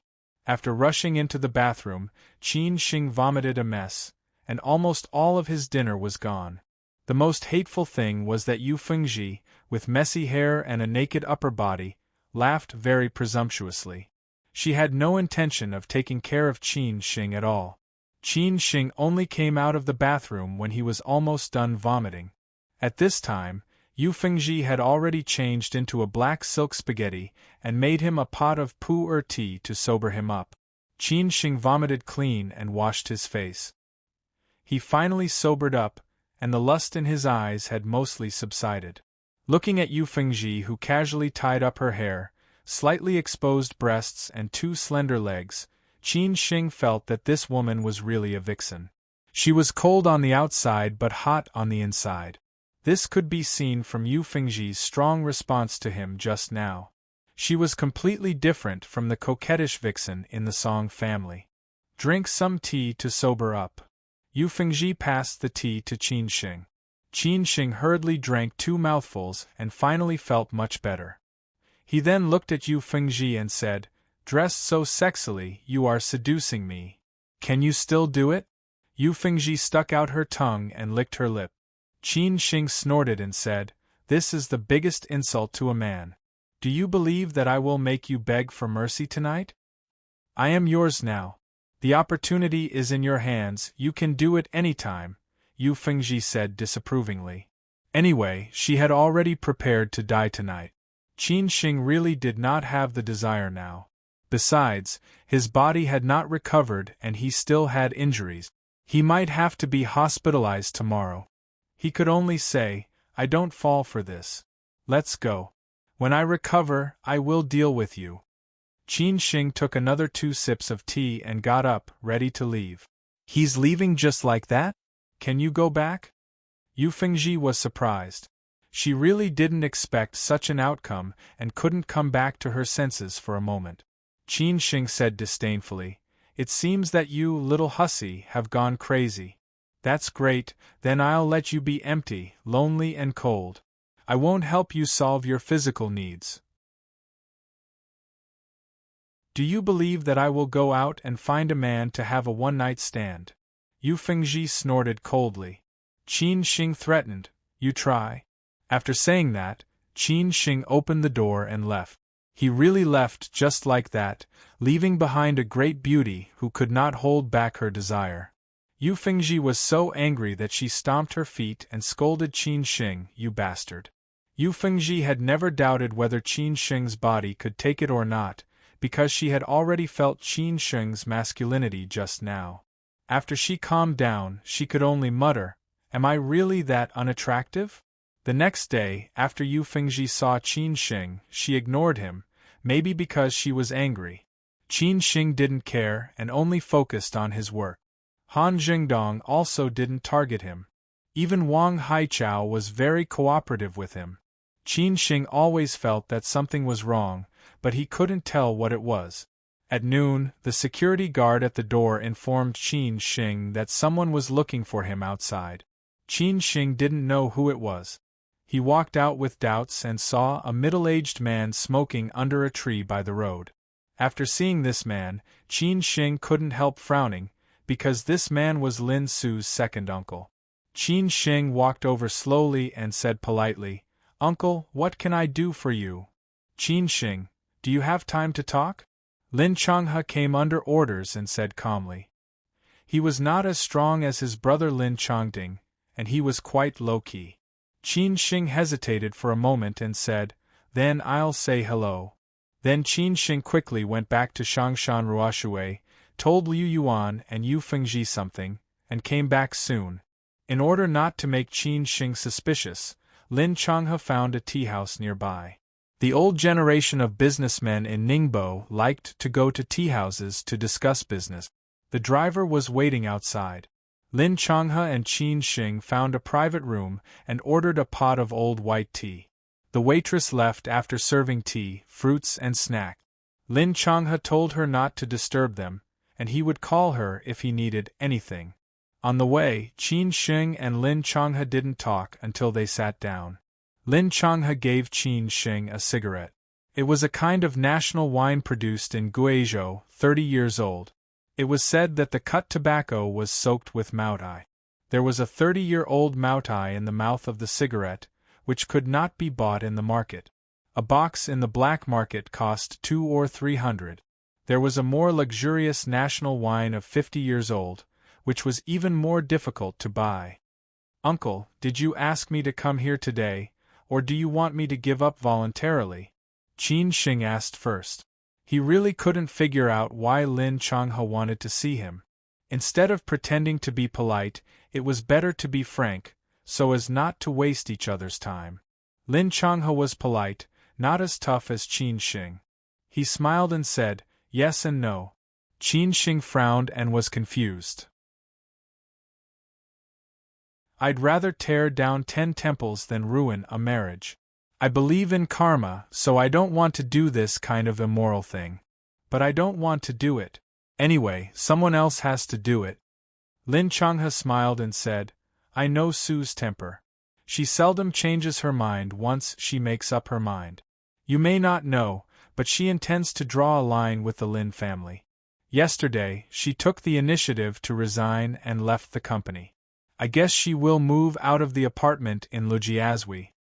Qin Xing's face changed slightly.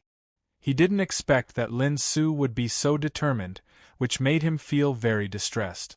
Uncle, aren't you saying these words to make me break up with her? Qin Shing said disdainfully.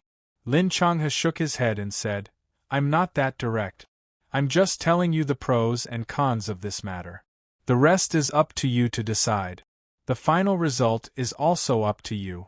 Sometimes people can't be too selfish. Love will be defeated by reality eventually.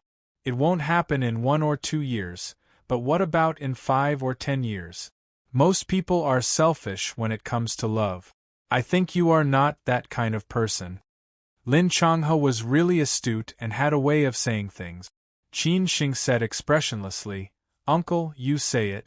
I'm listening. Lin Changhe didn't like Qin Shing's calmness, which made him feel helpless. Most of the young people he had met were trembling with fear in front of him. It seemed that Qin Shing didn't take him seriously. Lin Changhe didn't know how Qin Shing had such a state of mind. To say the least, he appreciated Qin Shing very much. However, no matter how much he appreciated Qin Shing, he didn't have time to witness Qin Shing's performance. What he needed was the immediate benefit. Lin Changhe said earnestly, since ancient times, most marriages pay attention to the matching of social status. Although this is the era of free love, there are as many divorces as marriages. If the two families are not of the same social status, there won't be a good ending. I don't want to mention too many examples. You are still young, maybe you are in the phase of love and you don't think so much. But everything will go back to normal eventually. Susu grew up in the Lin family. She has never suffered any hardships. What can you give her then? In Shanghai, you don't have a car or a house. How can you support her? The salary you earn is probably not even enough to cover her expenses for half a month. Have you ever thought about all these? Lin Changhe said earnestly. Lin Changhe said earnestly, Uncle, it seems that you don't know Lin Su. She is not the kind of person you said. Since you said so, let's talk about it from another angle. Lin Changhe lost the first round, but he didn't give up. He continued, the Lin family and the Yen family are old friends. This time, they both want to unite by marriage. I guess you already know the background of the Lin family and the Yen family. Tell me, how are you going to face us? We are tolerating you now because we don't want to make things worse. We also care about Susu's feelings. We don't want to push her too hard. But if you are still stubborn and push us too hard, I can say that we have hundreds of ways to deal with you. Do you believe me? I believe you. Qin Shing didn't deny it. Yan Chaozong is not easy to deal with, so is Lin Zhe. There are too many ways to deal with you openly and secretly. Are you willing to give up your future and life for the so-called love? As long as you are an outsider, we don't have so many taboos. But if you let go now, the Lin family and the Yen family won't treat you badly. You can ask for anything. As long as it's within the scope, we can satisfy you. What a man wants is money and power. When you have money and power, there will be a lot of women. What we can give you is enough to save you 10 or 20 years of hard work. Don't you feel tempted? Lin Changhe threatened and tempted Qin Shing. He told Qin Shing the advantages and disadvantages clearly. He didn't believe that Qin Shing was really not afraid, and he didn't believe that Qin Shing was really not tempted. He didn't believe that Qin Shing didn't have a purpose to be with Lin Su. When everything was broken, he believed that Qin Shing would make a choice. After Qin Shing heard what Lin Changhe said, it was not much different from what he had expected. This was the method of most families. But he was not willing to compromise, so he said bluntly, Uncle, I'm not that kind of person. Lin Changhe knocked on the table and said confidently, You don't have to answer me in a hurry. I can give you some time to think about it. Think about it carefully. This is your last chance. If you can't come to an agreement today, there will be no possibility for you to negotiate anymore. What awaits you is only a storm. Whether you can survive or not depends on your luck. Maybe you are confident, but the Lin family and the Yen family have dealt with too many people over the years, and it seems that they have never failed. Do you think you are so lucky? I don't want to let her down. As a woman, she can persevere in the face of such great pressure. If I can't persevere, no matter how high my achievements are in this life, I'm just a coward. It's nothing more than death. Although I've lived for less than 30 years, I dare to tell you the truth that the number of times I've faced death is beyond your imagination. So I refuse. Whatever you want, I'll wait. Qin Shing chuckled and said, compared to what you said, I care more about Lin Su. I don't want to let her down. Lin Changhe didn't expect that Qin Shing would refuse so directly. Qin Shing was really unconventional. Lin Changhe was really at his wits' end. Were the young people nowadays so unyielding? Could it be that the society had changed? Lin Changhe squinted and said, You're really hopeless. But I admire you very much.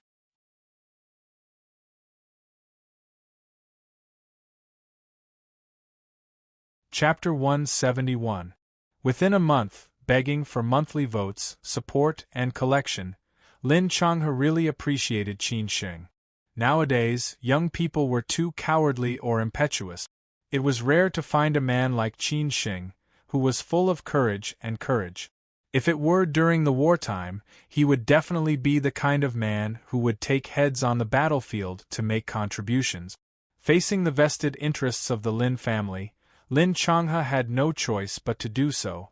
Originally, he had thought that Qin Shing was just too impulsive that day in the Lin family.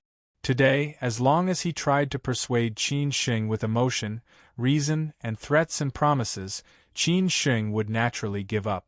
Then, this matter would be settled. However, no matter how comprehensive his words were, Qin Shing did not waver at all. He felt that he had underestimated Qin Shing. This man had gut. If this kind of man could get through this, he would definitely not be an ordinary person in the future. Therefore, Lin Changhe had made up his mind to let Lin Changting and the Yan family do whatever they wanted. He'd better not get involved in this matter. After Qin Shing left, there was no need for Lin Changhe to stay any longer. He planned to go back to Ningbo directly without looking for Lin Su. He knew Lin Su's character very well, and he could not persuade her. This kid was as stubborn as her mother. As for what would happen in the future, he did not have much ambition in the Lin family. Everything was led by Lin Changting. He just needed to live his own life. If something really happened to Qin Shing, it would be best for the Lin family and the Yan family to unite by marriage.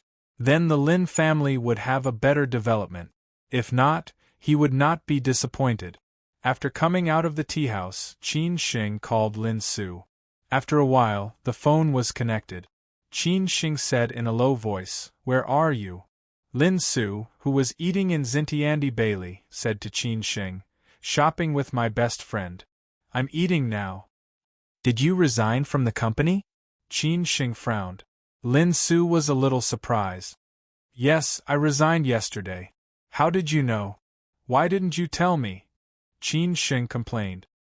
He did not intend to tell Lin Su that her second uncle Lin Changhe had just visited him, because it would make Lin Su think too much. Lin Su shook her head and said, "I plan to tell you later. I don't want you to worry." "Are you also going to move out of Lujiazui apartment?" Qin Shing continued to ask. He knew Lin Su's temper. If she wanted to draw a line with the Lin family, she would definitely be very firm. "Yes," Lin Su said softly. Qin Shing asked with concern, "Where do you live?" "I'll stay at my best friend's place first, then I'll look for a house." "You don't have to worry," Lin Su explained. She had already packed her things. She only packed some necessities and did not plan to take the rest with her. Originally, Qin Shing wanted to ask her to move over. However, he thought that he still had Chang Baji and Hao Lei at his place. Even if Lin Su came over, she would have to live with her. Not to mention whether she was willing to or not, it would be inconvenient. It would be more suitable for Lin Su to live with her best friend. "Well, I'll go with you this weekend. What's your next plan?" If she had not chosen him, Lin Su would not have ended up like this. She should have had a better life. Lin Su smiled and said, "Are you going to support me?" Qin Shing nodded without hesitation and said, "Okay, I will support you." After hanging up the phone, Lin Su smiled like a peach blossom. The purest and most natural smile was often the most beautiful. This made her two best friends who were drinking coffee on the opposite side very confused. Tan Jing asked curiously, "Who are you talking to on the phone? Why are you smiling so happily?" "Guess," Lin Su said playfully, which was rare. Song Chu, who had red lipstick on her lips, said disapprovingly, "Other than that toad Qin Shing, who else can it be?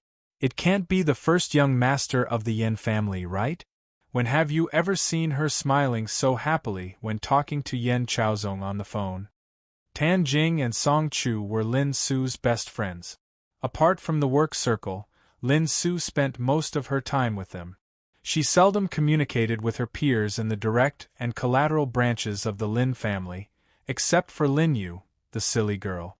Tan Jing, who was sitting elegantly, echoed, "That's true.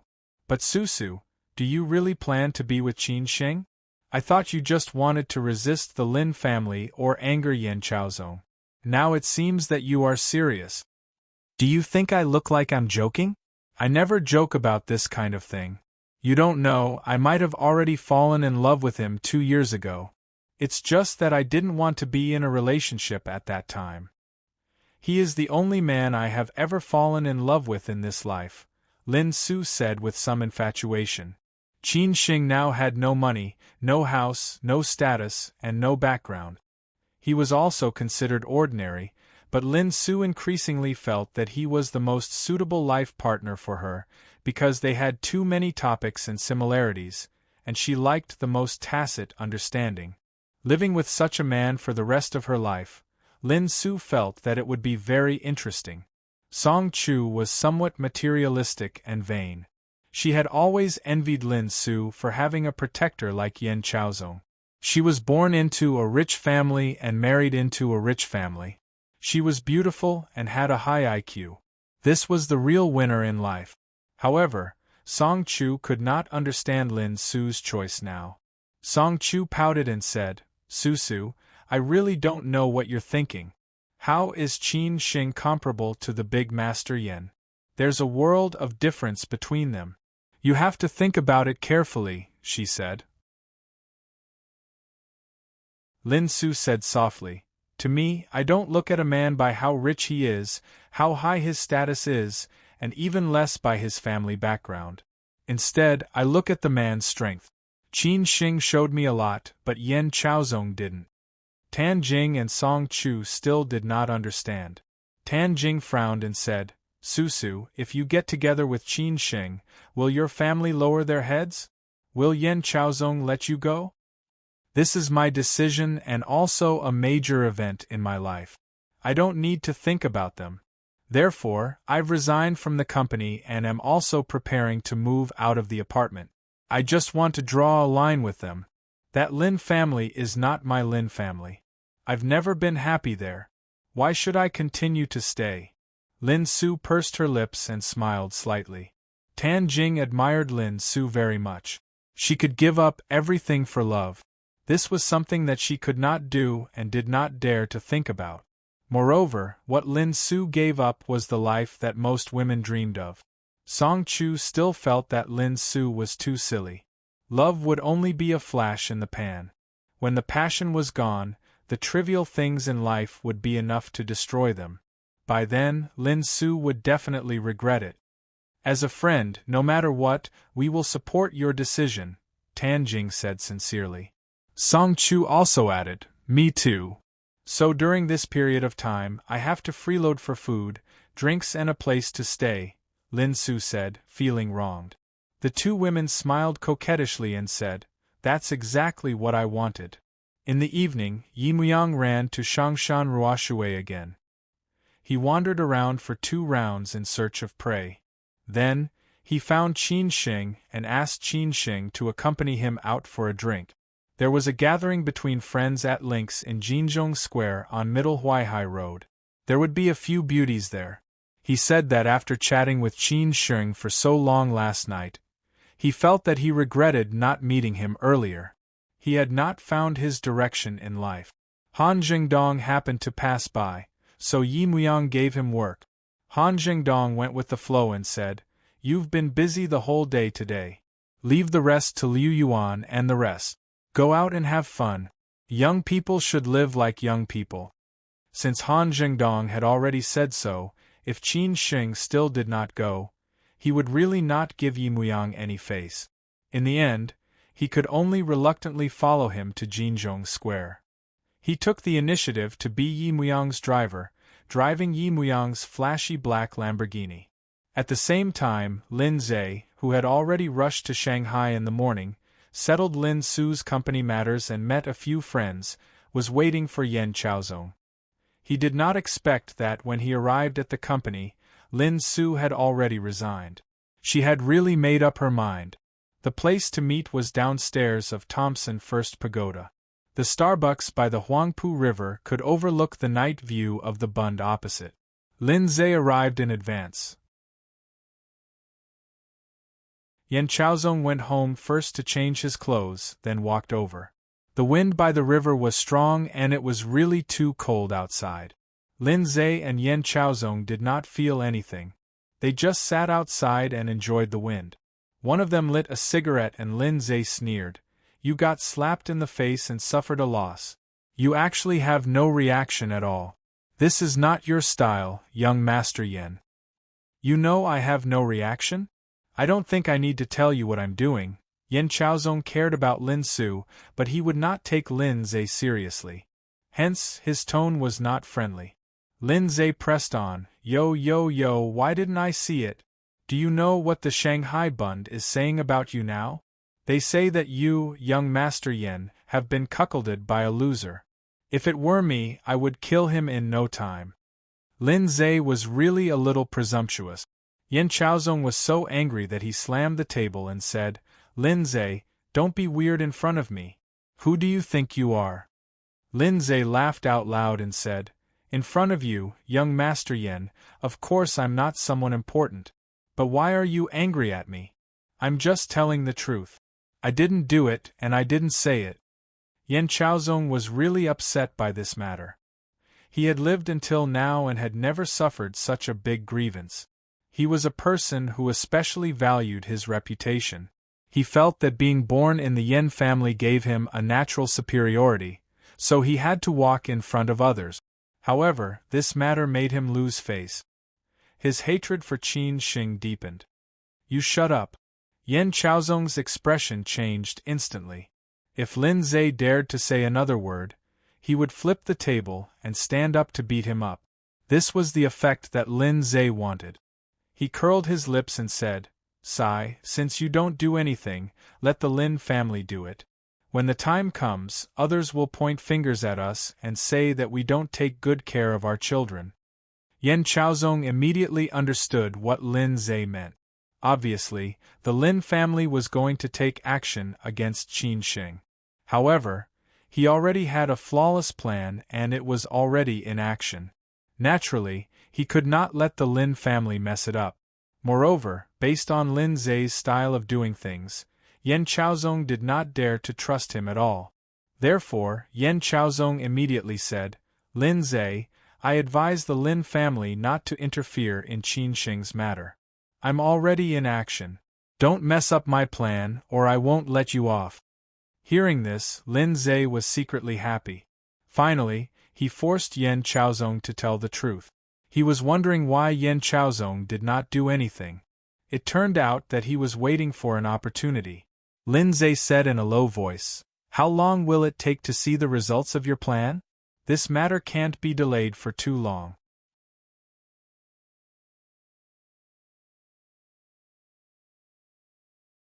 Chapter 172. Having you for the rest of my life, it's enough hearing that Yan Chaozong said within a month. Lin Zhe was finally relieved. This was the Yan Chaozong that people feared.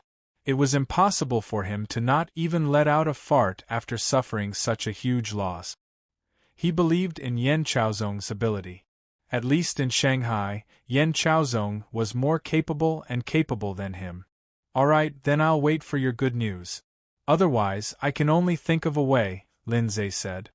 He could not wait for Yan Chaozong to settle the matter so that he wouldn't have to think of a way. Who would not want to have more trouble? Lindsay had already gotten the answer he wanted. He even had a date with a beauty from the show tonight. Hence, he left directly. Yan Chaozong could not be bothered with him at all. If he was not Lin Su's brother, if he was not afraid that he would spoil the plan, he would not care about Lindsay at all. If he angered him, he would even dare to teach Lindsay a lesson. Lionx was a well-known nightclub in Shanghai. Its business had always been booming. It had the world's top 100 DJs all year round. Yi Muyang invited 3 friends. They were all second-generation rich kids like him, and there were a few beauties among them. He booked the biggest booth. Anyway, this was nothing to him. It was only tens of thousands of yuan a night. Compared to the benefits that Yan Chaozong could bring him, it was really a drop in the bucket. Qin Xing really did not like nightclubs. He preferred quiet bars and folk bars where he could chat, drink and listen to songs. If he was interested, he could even go on stage and embarrass himself. This kind of nightclub was too noisy and impetuous. A group of people danced wildly on the dance floor. Men and women were enjoying the pleasure brought by the secretion of hormones. The air was mixed with all kinds of pungent smells. Naturally, the strongest one was the women's perfume. After Yi Muyang brought Qin Xing here, he praised him very highly, saying that he was his good brother, the future general manager of Shangshan Ruoshui. Everyone present knew about Shangshan Ruoshui. After all, Jiang Xianbang had been in business for so many years. He had long spread the name of Shangshan Ruoshui. It was the real Vanity Fair in Shanghai. Yi Muyang signaled with his eyes. The prettiest beauty at the table took the opportunity to sit beside Qin Xing. She directly hugged Qin Xing's arm and acted coquettishly. Qin Xing was more or less not used to it, but he had to play along. He was very good at dealing with women. Hence, under Yi Muyang's lead, the few of them started drinking, chatting, and playing games. Coupled with the fact that the beauties were there to liven up the atmosphere, it was very lively. Yi Muyang and a few others made Qin Xing drink a lot. In addition, there were a few beauties. Qin Xing had no choice but to drink. Yi Muyang's intention was very obvious. He wanted to get Qin Xing drunk, and then use his beauty to make Qin Xing submit. By then, he would let these beauties take some photos and he would hand them over to Yan Chaozong. This was also considered as the icing on the cake. A woman like Miss Lin would naturally not allow a loser like Qin Xing to make such a mistake. If he could not do it, then there was no loss. It could be seen how insidious Yi Muyang was. Qin Xing was not the god of wine who could not get drunk. Hence, he could not hold on no matter how hard he tried. Moreover, these beauties were acting coquettishly. Qin Xing really could not hold on anymore. When he went to the bathroom, Qin Xing called Chang Baji and Hao Lei, who knew that these 2 guys would not pick up. Helpless, Qin Xing could only call Lin Su. Lin Su would only be moving out from Lujiazui apartment tomorrow. She was still staying there today. After the call went through, Qin Xing said in a daze, "I'm drunk. I'm at Jinzhong Square's links. Come and pick me up." Between real couples, there would never be so much politeness. Qin Xing and Lin Su were both simple and straightforward people. He would not feel that he would disturb or trouble Lin Su, because Lin Su was his girlfriend. It was the same for Lin Su. Hence, after hanging up the call, she directly drove to Ling. She was only worried that Qin Xing would be in danger if he drank too much. This drinking party went on for 2 hours. The others were also almost drunk. Qin Xing was completely numbed by the alcohol and music. He held on to his last bit of sobriety. If Yan Chaozong were to make a move on Qin Xing at this moment, Qin Xing would probably die. Yi Muyang felt that it was enough. Hence, they all left with their female companions. Before they left, he said a few words to the beauty. Qin Xing was a normal man. He did not believe that Qin Xing would reject a beauty who threw herself into his arms. Moreover, no matter if it was her temperament, appearance, or figure, this beauty was the best tonight. Qin Sheng could control himself. He was already waiting for Qin Sheng's nude photos. The beauty and Qin Sheng helped each other out of link. Yi Muyang and the rest had already called for a designated driver or took a taxi and left. The beauty drove a Mercedes-Benz C200L and parked it in the underground car park of Jinzhong Square. She was ready to take a taxi to the hotel that she had booked. She was more sober than Qin Sheng. After she stopped a taxi, Qin Sheng suddenly squatted by the roadside and vomited. The beauty could only let the taxi leave first. Then, she bought a bottle of water and took care of Qin Sheng at the side. This service was quite good. After a while, Qin Sheng recovered. The beauty supported Qin Sheng and said coquettishly, "Are you feeling better? I'm a little sleepy. Let's go back." "Where to?" Qin Sheng asked casually. The beauty said weakly, "It's so late. I don't want to go home. Accompany me tonight. I've already booked a hotel. Aren't you afraid that I'll eat you up?" No matter how stupid Qin Sheng was, he could understand what this beauty meant.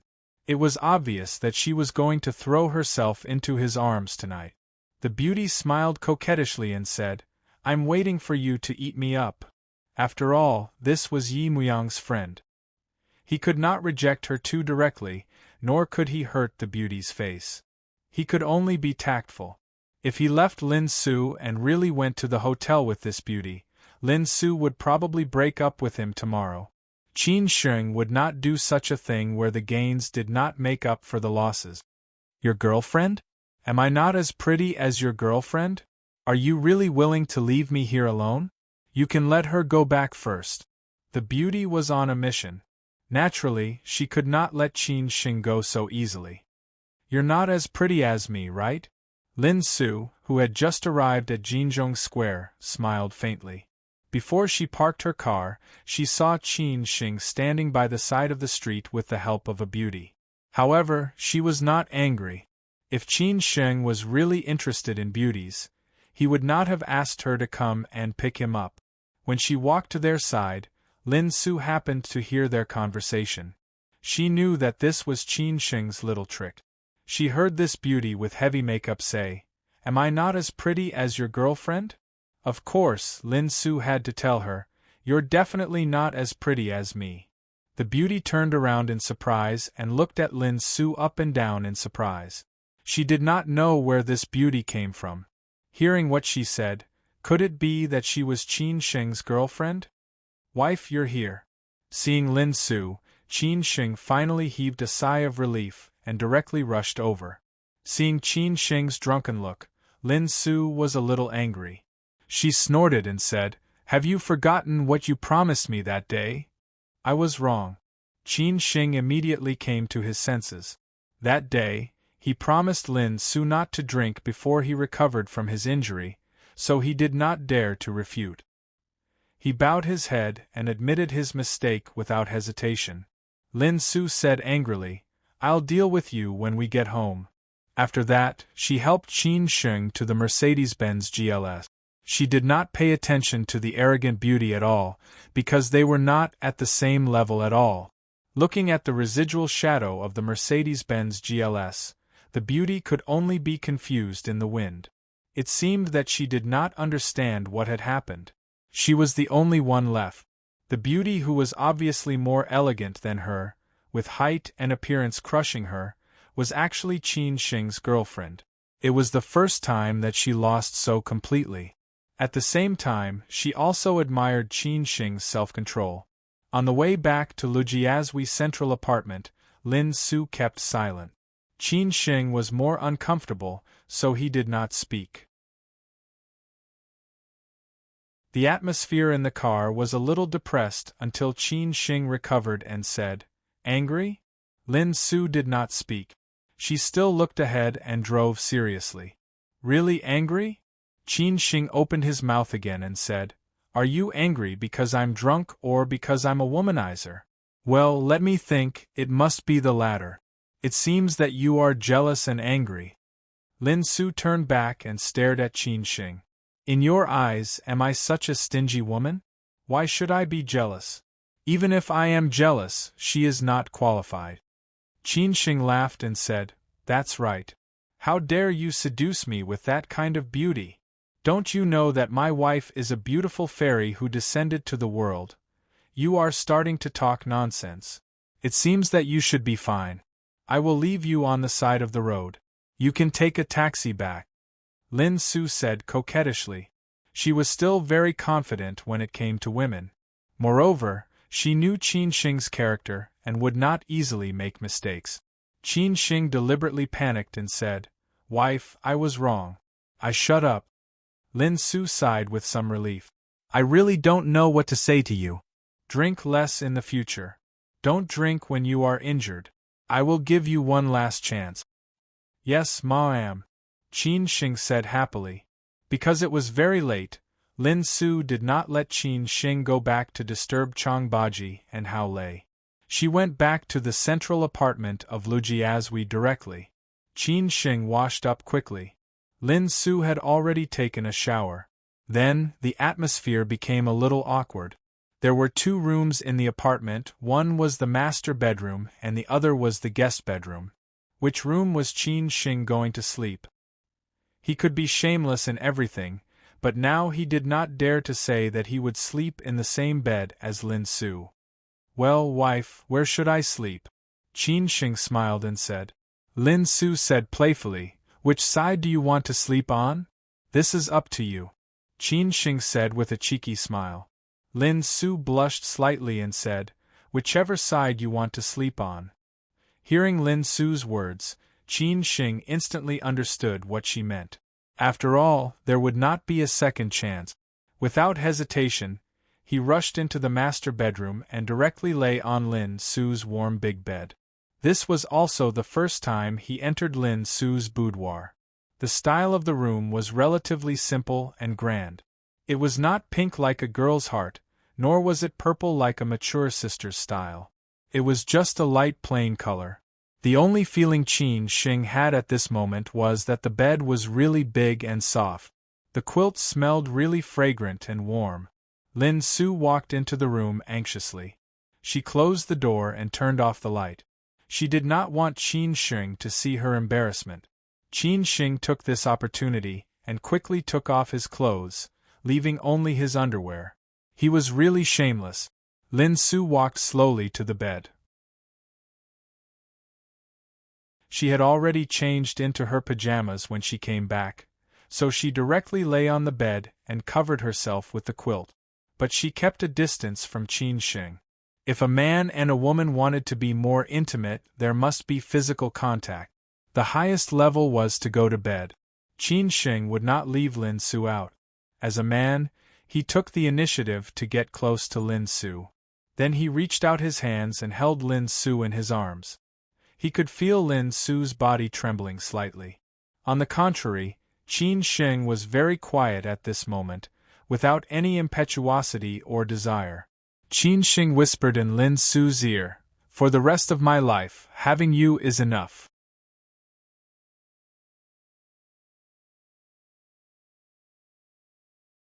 Chapter 173. The plan begins. Qin Shing and Lin Su had just started, so he was not in a hurry to go further. To him, all these would happen sooner or later. Step by step, success would come naturally. There was no need to care about this momentary impulse. Moreover, he had not fully recovered from his injury, so he really did not dare to mess around. This was also one of the reasons why he left Yu Fengji's place at the end that day. There was nothing more comfortable than hugging the woman he loved to sleep until he woke up naturally. When he opened his eyes and saw Lin Su sleeping peacefully in his arms, Qin Shing felt that no matter what, he had to protect this rare happiness. Lin Su was still sleeping soundly. Maybe it was because she had resigned and there was not too much pressure, so she slept so well. Or maybe it was because she was lying in Qin Shing's arms. Qin Shing gently pushed Lin Su away and wanted to get up to make breakfast. He enjoyed cooking, especially for the person he loved. Lin Su was like a child, reluctant to let go of Qin Shing. She subconsciously snuggled into Qin Shing's arms, then hugged him tightly again, which made Qin Shing not know whether to laugh or cry. Qin Shing tiptoed out of bed, then ran into the kitchen to make breakfast. Lin Su had everything in the kitchen, so Qin Shing cooked some porridge, boiled eggs, made some side dishes, and ran downstairs to buy some buns and youtiao. It was already 8 o'clock when he was done with breakfast. Qin Shing then went into the room and opened the curtains. The bedroom was instantly filled with sunlight. It was really a good day today. Qin Shing lay beside Lin Su, touched her messy hair, and whispered, "Little lazy cat, wake up and eat breakfast." Lin Su opened her eyes in a daze and hugged Qin Shing's neck. Her lazy look was really feminine. Qin Shing lowered his head and kissed her forehead gently. Lin Su smiled shyly, then said, "Why are you up so early?" "Biological clock is like this, you can't change it," Qin Shing said casually. Lin Su smiled lightly. "Then let me help you change it in the future, then you can sleep in with me." "Okay, whatever my wife says." Qin Shing smiled and nodded. Then he directly bent over to carry Lin Su, then helped her put on her shoes, and sent her to the bathroom to wash up. Qin Shing waited outside for 10 minutes. Lin Su casually washed up and came out. Seeing the breakfast on the table, she could not help but say, "It seems that I will become a big fat person in the future." "You're so thin. Isn't it better to be a little fatter? It feels meaty and comfortable to touch," Qin Shing joked. Lin Su said coquettishly, "Rogue." The sun was shining brightly outside the window, and the house was filled with happiness. Qin Shing and Lin Su sat opposite each other, eating breakfast with their heads lowered. Occasionally, they would raise their heads to look at each other and smile at the same time.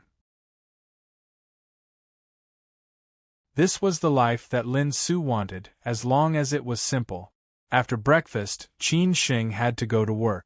Lin Su was moving to her best friend's place today. Qin Shing wanted to ask for leave to help Lin Su. Lin Su said that she did not have many things and her best friend would come to pick her up later. Qin Shing was relieved. In the following week, Qin Shing and Lin Su's lives were very peaceful. Qin Shing worked step by step and his work was also very smooth. Shangshan Ruoshui's business was getting better again. Han Jingdong was very supportive of him.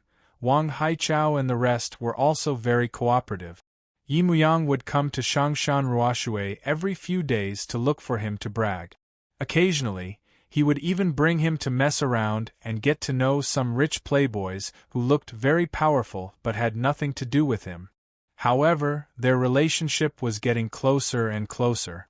After all, Qin Shing did not know Yi Muyang's motive. He was not God. Since Yi Muyang treated him like this, he naturally treated Yi Muyang as a friend. At night, Qin Shing would sometimes accompany Lin Su to eat and walk around. Sometimes, he would directly go back to Shilin Huayuan and stroll around the bookstore. Then, he would start to walk into the gym again. This piece made Qin Shing feel a little strange. Because of the matter between him and Lin Su, he did not think that Yan Chaozong or the Lin family would let him off easily. However, until now there was no new situation, especially on Yan Chaozong's side. Previously, when he suffered such a big loss in southwest Sichuan, he actually did not have any reaction. This was very illogical. Could it be that he had given up just like that? Had he completely given up on Lin Su? It was Friday again. This week, Qin Shing could finally take 2 days off. He was prepared to accompany Lin Su to shop around. During the weekend, he would accompany Lin Su to look for a house and find a job. With Lin Su's educational background and resume, she was still very familiar with finding a decent job. When he returned to Shilin Huayuan at night, Hao Lei and Chang Baji were already back. Chang Baji was packing up. Qin Shing was a little puzzled and asked, "Lao Chang, what are you going to do? Didn't Han Jingdong tell you?" Chang Baji stopped and said with some surprise. Qin Shing frowned and said, "Tell me what?" "Oh, I'm going to accompany Han Jingdong to Beijing for a business trip tomorrow." He said that he wants to go to those big clubs in Beijing to learn experience. Angie can't leave, so he asked me to go with him, Chang Baji explained. As for this normal business trip, Chang Baji did not think much about it.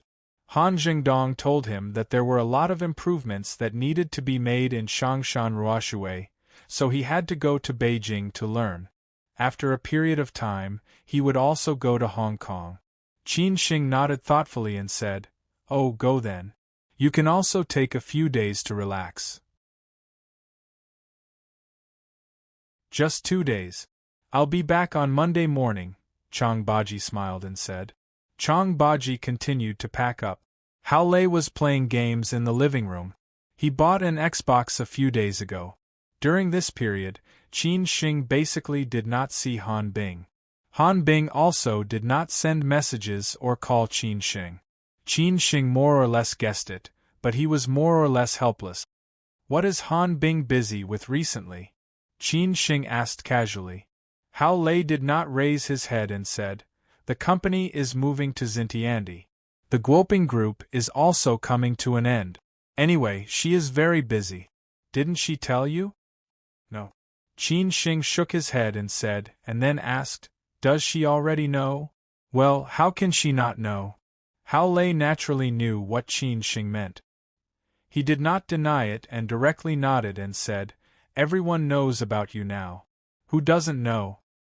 "Sigh," Qin Xing sighed and said. Hao Lei put down the controller and said earnestly, "Qin Xing, Han Bing likes you. We all know that. Even if you have no feelings for her, I think you can still be friends. Maybe she is waiting for you to tell her personally. So if you have time these 2 days, talk to her. I can see that her mental state is very bad recently." "Got it," Qin Xing shook his head and said. Late at night, in the luxurious mansion of Thompson First Class, Yen Chaozong was still awake. He sat on the balcony and lit a cigarette. He looked at the bright lights outside and seemed to be deep in thought. He had endured for so long and finally, it was time to show his strength. At 8 o'clock, Yi Muyang called. Yen Chaozong said in a deep voice, "Is everything arranged?" "Chang Baji has already been arranged to go to Beijing for a business trip. He will leave tomorrow morning. When do you plan to take action, and where do you plan to do it?" "I will cooperate with your plan," Yi Muyang said proudly. He was surprised that Qin Xing did not take the bait that night. The next day, the beauty told him the whole process. This made him admire Qin Xing more or less. Qin Xing's self-control was really strong. He could still control himself at that time. Yen Chaozong had already arranged everything. He said slowly, "When Chang Baji leaves tomorrow, call Qin Xing and ask him to accompany you to Mount Jiuhua to burn incense. It takes 5 hours to drive from Shanghai to Mount Jiuhua. If you can settle this tomorrow, then take action tomorrow night. You don't have to worry about the rest. I will try first. But I believe that with my silver tongue I should be able to deal with him," Yi Muyang said confidently. Yen Chaozong sneered, "I hope so. I will wait for your good news." Yi Muyang's side was settled. Yen Chaozong still had to call Uncle Zhao to ask about the arrangement. Not long after, the call went through. Yen Chaozong said in a low voice, "Uncle Zhao, how are things on your side?" "Young master, we have already arrived at Mount Jiuhua. We are exploring the terrain there and looking for the best time to take action." "Don't worry," Uncle Zhao said honestly. Yen Chaozong was more or less worried. "Are you sure that the 2 experts you invited from Mount Wudong can really deal with Qin Xing? Won't there be any accidents?" Uncle Zhao said very confidently, "Young master, let alone Qin Xing, even Chang Baji is not a match for these 2. Don't worry, as long as he dares to come to Mount Jiuhua, he will definitely not be able to return." "Okay, wait for my news," Yen Chaozong said in satisfaction. After such a long time, he was waiting for an opportunity. This time, he would definitely not let Qin Xing live. Now, he could only wait for Yi Muyang's news. In the morning, Han Jingdong's driver came to pick Chang Baji up, then sent him and Han Jingdong to Beijing. Han Jingdong's assistant also came along. His assistant was a young man who had just started working these 2 days. After Qin Shing finished his breakfast, he felt that it was about time. He was about to call Lin Su when Yi Muyang called. After Qin Shing picked up, Yi Muyang said calmly, "I was wondering why I couldn't find you in Changshan Ruoshui. Turns out you are on leave today. Lao Yi, why are you looking for me so early in the morning? Is there something wrong?" Qin Shing was indeed very close to Yi Muyang during this period of time.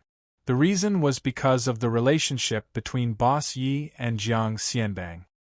He did not expect the motive behind it to be so insidious. Yi Muyang sighed bitterly.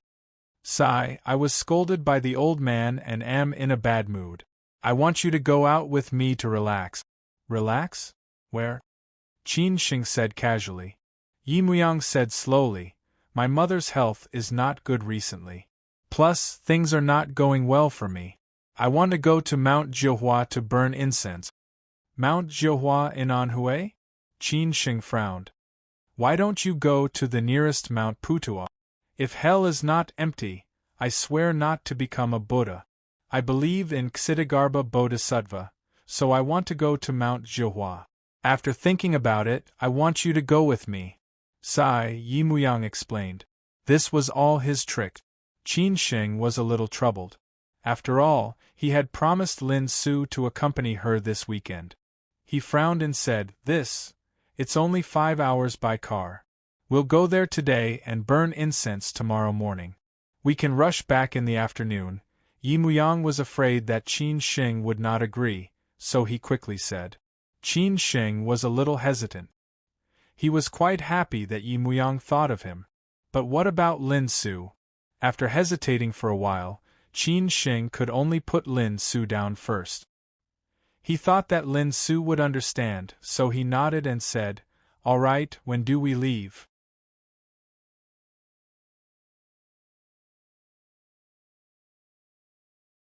Chapter 174. The night before the storm, Yi Muyang was most afraid that Qin Shing would reject him. He would not be able to explain to Yan Chaozong. After all, he swore that he could settle it.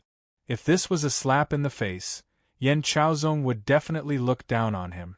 He had always wanted to get into Yan Chaozong's big circle, but that bunch of people did not take him seriously. If he could help Yan Chaozong with this, it would be a stepping stone. Hearing Qin Shing nod in agreement, Yi Muyang finally felt at ease. He muttered in his heart, Qin Shing, you're a man after all. It's a pity that you offended Yan Chaozong. I can only sacrifice you. I hope you don't blame me." After hanging up, Yi Muyang immediately told Yan Chaozong the good news. He could not wait to say, "Chaozong, it's done. Qin Shing has agreed to go to Mount Jihua." "Are you sure?" Yan Chaozong's expression changed instantly. Yi Muyang said proudly, "Why would I lie to you? I'm preparing to leave at 11 p.m. You've already arranged everything." "All right, when we arrive at Mount Jihua, someone will contact you. When you come back from Mount Jihua, I will hold a welcoming dinner for you," Yan Chaozong said excitedly. To him, as long as Qin Shing went to Mount Jihua, he would not be able to return. Everything would be settled. After chatting with Yi Muyang, Yan Chaozong immediately gave orders to Mount Jihua. Everything was prepared according to plan, just waiting for Qin Shing to walk into the trap. When Lin Su received Qin Shing's call, she was playing with her best friend. She changed her clothes twice but felt that they were not suitable. This made Tan Jing speechless. She felt that Qin Shing, that loser, was not worthy of this from Lin Su. What did he do to deserve such a beauty like Lin Su? Hearing that Qin Shing was going to Mount Jihua and could not accompany her to shop and look for a house, Lin Su was slightly disappointed. Other than that night when Qin Shing stayed over at her place, she had not seen Qin Shing very often. They basically contacted each other through phone calls and WeChat. Any woman in love would be more or less clingy. Some just did not show it so obviously like Lin Su. She originally thought that Qin Shing could accompany her on the weekends. Now that he had something to attend to, Lin Su could only stay calm. She would not get angry over such a small matter. Why are you going to Mount Jiuhua? Lin Su was confused. Mount Jiuhua was in Anhui Chizhou. Qin Xing explained. Mr. Ye's son asked me to accompany him to burn incense. I'm going there today. I should be back tomorrow afternoon. I'll go to you then. I'll take a day off to accompany you on Monday. Lin Su chuckled and said, It's okay. You go ahead with your work. I'll ask Tanjing to accompany me to look for a house. She's free today anyway. Qin Xing nodded silently as he said, That's fine. With her accompanying you, I will feel at ease. Go ahead, remember to have lunch, Lin Su reminded him with a smile. In the past, she did not know how to care about others and always felt that she was a little cold. It was not until she confirmed their relationship that she realized that it was not like that. It was just that no one was worthy of her care. At 11 p.m., Yi Muyang drove a Range Rover to pick Qin Xing up. The two of them did not bring anything with them. They went straight to Mount Jiuhua with light luggage. Yi Muyang seemed to be in a good mood.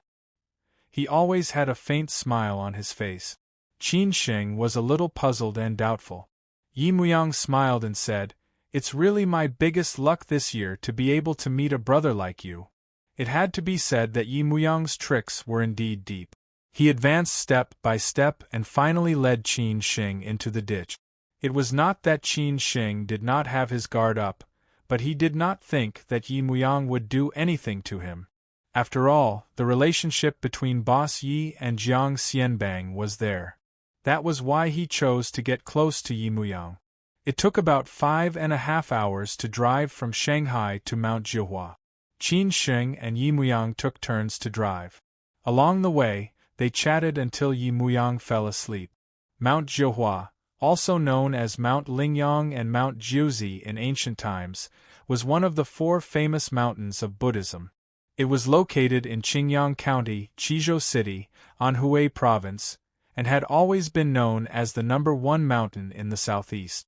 Legend has it that it was because of the Tang dynasty's Li Bai's poem, Gazing at Jiuhua for Wei Zhongkan of Qingyang.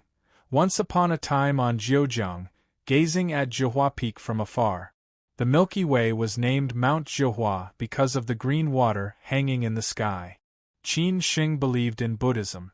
No matter if he came across a Taoist temple or a temple, he would go in and pay his respects. He would always meet interesting people and things.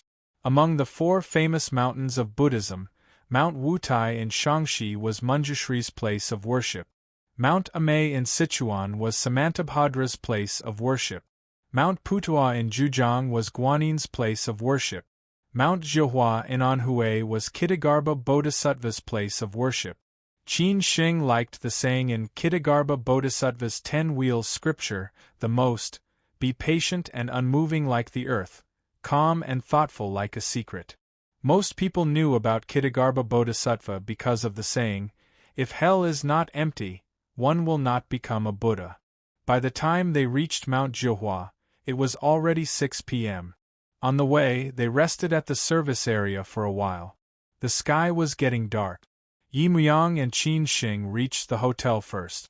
The hotel was just at the entrance of the scenic area. This place looked like a small town. It was filled with old houses in the style of Jiangnan. There were small bridges, flowing water, and people. Plus, it was surrounded by mountains. The scenery was really not bad. Actually, be it Qin Xing or Yi Muyang, they did not know that when they left Shanghai, there was a car that left Shanghai right after them. It was even right behind them. Yi Muyang had booked 2 rooms in advance. He was not willing to stay with Qin Xing. He was afraid that Qin Xing might find out if he received a call or something. His explanation to Qin Xing was that he snored a little too much at night. He was afraid that it would affect Qin Xing's sleep. Qin Xing was even a little touched. They went back to their rooms and rested for a while. Later, they would go out for dinner and try the local specialties. After Yi Muyang returned to his room, he immediately sent a message to Yan Chaozong, "We've arrived. Within a few minutes, Uncle Zhao called. He said politely, "Welcome to Mount Zhihua, young Master Yi." "You are?" Yan Chaozong asked in a low voice. Uncle Zhao chuckled and said, "Our young master asked me to call you. My name is Zhao Xian." "Oh, since you're from Chaozong, then just say it directly. How should I cooperate with you, and when should we take action?" Yi Muyang said in a low voice. He wanted to hand Qin Shing over to Yan Chaozong's people as soon as possible. It would also be considered as completing the mission. As for what they would do to Qin Shing in the end, it had nothing to do with him. "I'll send you the location. It's not far from the town, so you won't be suspected. There's a pavilion with the best view. You just need to bring him there. You don't have to do the rest. If he doesn't want to go, I'll contact you and give you a second plan." Uncle Zhao squinted his eyes. He had already planned everything that needed to be done. Now they were just waiting for Qin Shing to fall into the trap. "So," he said slowly, "after dinner, use the excuse of bringing him for a stroll to drive directly to the top of this hill. I'll send you the location." "All right, then I'll do as you say," Yi Muyang said thoughtfully. After a short break, Yi Muyang walked out of the room and knocked on Qin Shing's door. When Qin Shing opened the door, Yi Muyang said casually, "Let's go out and eat something. I heard from my friend that there's a vegetarian restaurant here that's not bad." Qin Shing smiled and nodded. Then, the two of them left the hotel. Until then, Qin Shing had not realized that danger was approaching. Maybe all of this was destined. From living peacefully until he graduated from university, what Qin Shing had experienced in these few years was indeed something that many people could not experience in their entire lives. Other than vegetarian food, Mount Zhihua was famous for its 18 bowls of local dishes. However, Yi Muyang was here to burn incense and worship Buddha, so he naturally would not eat meat. Hence, the two of them chose vegetarian food. During the meal, Qin Shing and Yi Muyang talked about Buddhism, Tibetan Buddhism, Han Buddhism, Mahayana Buddhism, Hinayana Buddhism, Obvious Buddhism and Tantric Buddhism. Qin Shing talked nonstop and Yi Muyang was stunned. He definitely did not know that Qin Shing majored in philosophy in university and was the most outstanding student of that year. Originally, he was recommended to study abroad or directly join the Youth League Committee, but Qin Shing was unwilling. Those who majored in philosophy would naturally study religion. Qin Shing, who liked these things, researched more deeply than others. After the meal, Yi Muyang picked his teeth with a toothpick. That sloppy look revealed the nature of a rich playboy. He smiled and said, "I have nothing to do after eating. It's so early I really can't sleep. My friends said that there's a seaview pavilion on the mountain not far from here. At night, it's surrounded by clouds and mist. It has a unique flavor. Why don't we go there and take a walk?" Yi Muyang said it very cautiously. It seemed like he said it casually, but he was actually very careful. Qin Shing thought for a moment and said, "The starry sky tonight is very bright.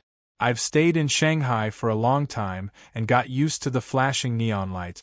It's very hard to see such a beautiful night sky." "Then let's go. It's already dark. Come back earlier, I'm afraid it'll be cold if it's too late," Yi Muyang said hurriedly, afraid that Qin Shing would regret. Qin Shing and Yi Muyang immediately set off. Qin Shing drove and Yi Muyang navigated, afraid that they would go the wrong way. The Seaview Pavilion was not far from here. It would only take more than 10 minutes to drive there. Standing on the mountain top, they could overlook the entire town. They could also look at the scenic area of Mount Zhihua on the opposite side. Whether it was day or night, the scenery was very beautiful. Along the way, other than giving directions, Yi Muyang basically did not say any nonsense. He was afraid that he would expose himself if he was too nervous. After more than 10 minutes, they finally arrived. Qin Shing asked, "What should we do next?" Yi Muyang turned off his phone and pointed to a place not far away. "Stop the car here. The Seaview Pavilion is over there. We can just walk there." Hence, the two of them got off the car and walked to the Seaview Pavilion. To Yi Muyang, that was Qin Shing's home and also his blessed land. When the Range Rover appeared, Uncle Zhao, who had been hiding in the forest, was all smiles. He called Yan Chaozong and said, "Young master, he's here. I'll wait for your news." "I hope you won't disappoint me this time," Yan Chaozong sneered. Uncle Zhao said confidently, "Don't worry, young master. Unless he's an immortal, he definitely won't be able to walk out of here tonight." When the Range Rover went up the mountain, a Jeep Wrangler also followed. However, it followed very far away, afraid that it would be discovered. The driver was a middle-aged man. His hair was all white. If one did not know the man's age, one might think that he was already in his 50s or 60s. The man did look a little old, his face was full of wrinkles. This was a mountain road with no forks in the middle. Hence, he was not worried about getting lost at all. To be able to follow them from Shanghai to Mount Zhihua, this man was quite capable.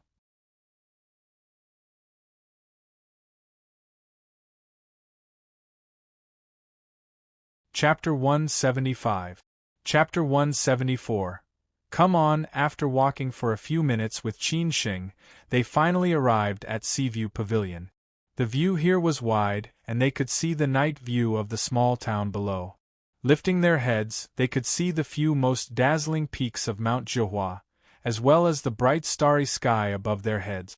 It was just that the weather tonight was too good. A bright moon hung high in the sky. If it was foggy, they could even see the sea of fog and clouds. That was why this place was called Seaview Pavilion. When Yi Muyang and Qin Shing arrived, Uncle Zhao had already arrived earlier with his subordinate. Other than Uncle Zhao, there were 5 other people. 2 of them were experts that he had invited. The other 2 blocked the shaded path leading to the Seaview Pavilion, in case someone messed up their plan. What a great view! Yi Muyang stood in the Seaview Pavilion and sighed as he looked into the distance. He could not help but light up a cigarette and tossed one to Qin Shing too.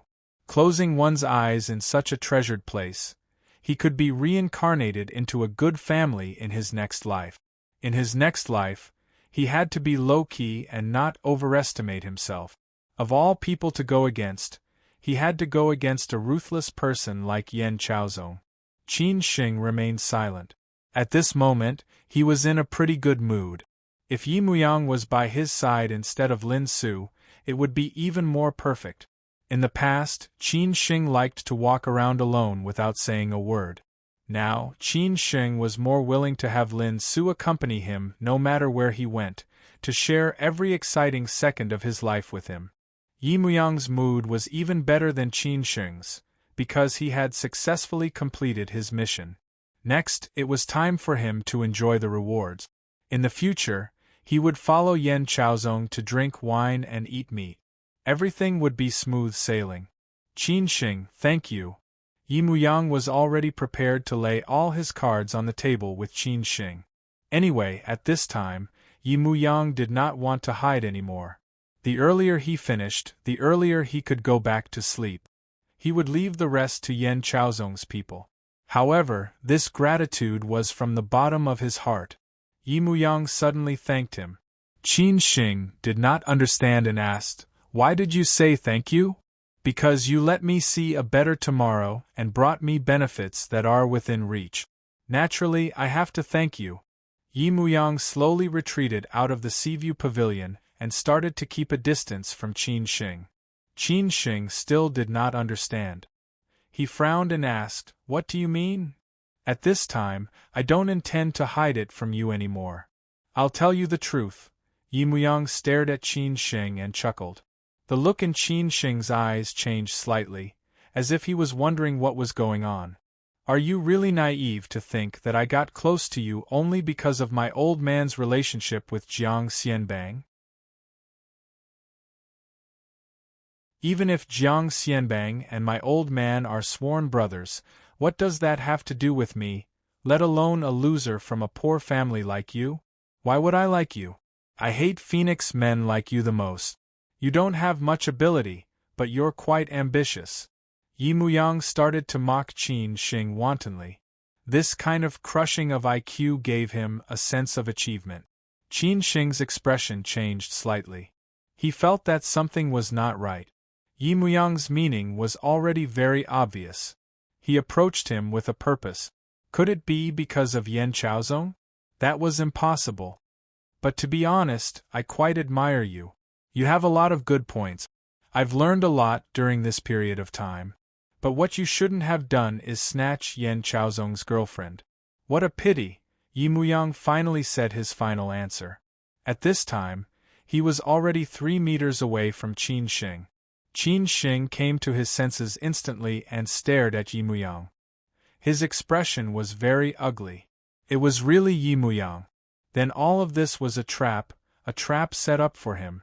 From the time Yi Muyang knew him until now, it was all part of their plan.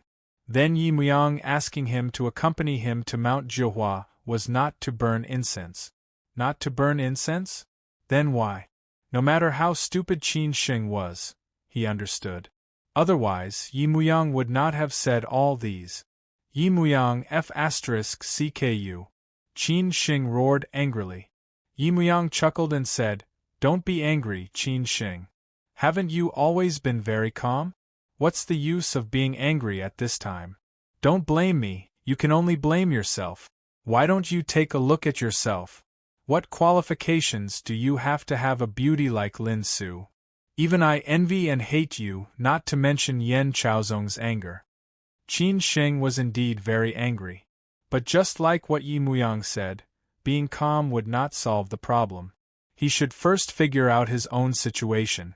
For Yi Muyang to say this, it meant that everything was not so simple. For example, Yi Muyang bringing him here might be part of the plan. It seemed that this was already a place of great danger. It was definitely not just Yi Muyang. Then what should he do? Falling into a dead end, how could he get out of this situation? "Why did you want to harm me?" Qin Shing asked coldly. Yi Muyang laughed out loud and said, "Why? It's definitely for benefits. Without benefits, I don't care who you are. These are all arranged by young Master Yen. So don't hate me. If you want to hate someone, hate him. You snatched young Master Yan's woman, young Master Yen will definitely punish you. So he gave me some benefits to lure you into this trap that he has set up. After it's done, he will definitely not mistreat me. You have no relationship with me at all. Of course, I will sacrifice you. This is reality, anyone would do that." Qin Shing stopped talking. It was useless to say anything. He should be prepared to face the upcoming predicament. "All right, let's not talk anymore. You've had a good meal just now. Prepare to go. If I can still remember you, I will burn some incense for you every year on this day. I've done my best. I'll leave the rest to young Master Yan's subordinate. I'll send you on your last journey, I'll go back first," Yi Muyang said calmly. When Yi Muyang said his last words, Uncle Zhao had already walked out slowly with 2 subordinates. Both Qin Shing and Yi Muyang saw them. "My task is done, I'll leave the rest to you." Yi Muyang walked in front of Uncle Zhao and smiled. Uncle Zhao said politely, "Young Master Yi, you've worked hard. My young master is in Shanghai to welcome you back." "Just a small matter, I'll leave first," Yi Muyang said casually. Following that, he shouted at Qin Shing, "Qin Shing, see you in the next life." Qin Shing laughed at himself. He understood everything now. Yi Muyang approached him step by step, relying on the relationship between Shangshan Ruoshui and Jiang Xianbang, Boss Yi. Maybe it was because of his trust and good impression, and because he wanted to develop in Shangshan Ruoshui, he had to take Yi Muyang seriously. When everything was ready, he was ready to take action. Thinking about it, arranging for Chang Baji to go on a business trip to Beijing was also a step in Yan Chaozong's plan. After all, Yan Chaozong had suffered a huge loss during that time in southwest Sichuan. He would not make the same mistake again. After that, he asked Yi Muyang to lure him out of Shanghai and come to Mount Jihua to burn incense and worship Buddha. This Seaview Pavilion should be a place that they had carefully selected. This plan was really flawless. Qin Shing really could not blame anyone but himself. It was his fault for being careless. It was his fault for trusting Yi Muyang so easily. It was his fault for thinking too highly of himself. Yi Muyang left just like that, leaving Qin Shing in the Seaview Pavilion. Uncle Zhao stared at Qin Shing with a smile. He waved his hand and the two experts from Wudong Mountain surrounded Qin Shing from the front and back. In front of them was a cliff. It was at least 100 meters deep. If Qin Shing dared to jump, he would only die. They would not have to worry anymore. Qin Shing, I send my regards to you on behalf of my young master. You didn't expect this, did you? Uncle Zhao said with a smile. This plan was designed and arranged by him. Now it was finally time for it to end. At this moment, Qin Shing was no longer in the mood to think about Yi Muyang, because he had to face the situation in front of him. He said helplessly, Yan Chaozong really refuses to give up on killing me. Even if our young master lets you off, the Yan family will not let you off. You abducted the precious daughter of the Lin family and ruined the marriage between the Yan and Lin family. If the Yan family lets you off, the Lin family will not let you off either. Your ending was already determined the moment you chose Miss Lin. It was just a matter of time. We were careless the last time in southwest Sichuan and let you escape. We suffered a great loss. One of us was seriously injured and the other was lightly injured. There's nothing we can do about it. That friend of yours, Chang Baji, is indeed powerful. But this time, without him around, do you think you can still leave this place alive? Uncle Zhao said disapprovingly. To him, the current Qin Shing was just a dead man. What a perfect plan. I'm convinced. Don't think that I'll admit defeat just because of this. Even if I die here, I'll drag you guys down with me. If I'm lucky enough to get out alive, I'll definitely not let Yan Chaozong down, Qin Shing said while clenching his teeth. Anyway, it had already come to this. He did not care what harsh words he said. Uncle Zhao laughed and said, Do you think you have a chance of getting out alive today? How would you know if you don't try? Even if Qin Shing died, he would definitely die standing. He would definitely not die kneeling, nor would he admit defeat. But don't worry. I believe that even if I die, there will be someone who will avenge me. Don't forget to remind Yan Chaozong to be careful. Qin Shing was not willing to be at a disadvantage at any time. Even now it was the same. Qin Shing was never afraid, because fear could not solve the problem.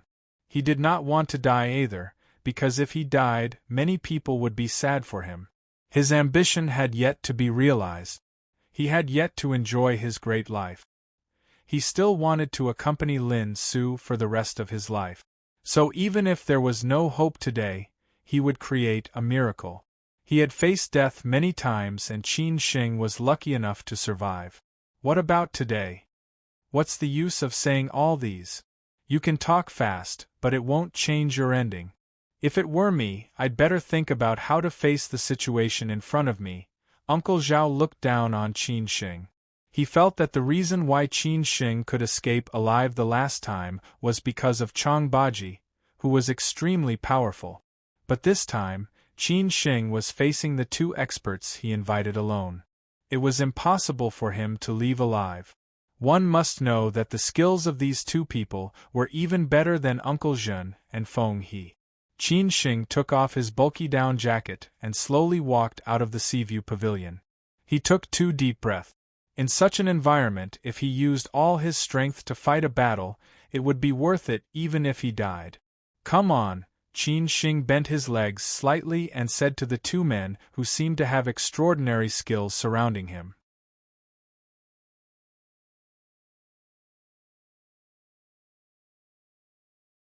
Chapter 176. That was it? The scariest thing in life was to be mediocre all your life while comforting yourself that being ordinary was precious. Which man dared to say that he had no ambition, aspirations, and ideals? It was just that you were gradually worn down by life and reality. You were either too conceited because you were not strong enough, or you were not down to earth when you had time, or you daydreamed about success. In the end, you were defeated and completely surrendered. Those who were unwilling to be mediocre and really wanted to succeed would never lower their heads and admit defeat. No matter how difficult and tortuous life was, they would grit their teeth and move forward. The more setbacks they encountered, the braver they became until they achieved their goals. Qin Shing was like that. He did not want to be an ordinary person. If one did not live a wonderful life, how would the world know that he had been here before? Therefore, he would not admit defeat today. He would not rest until he died.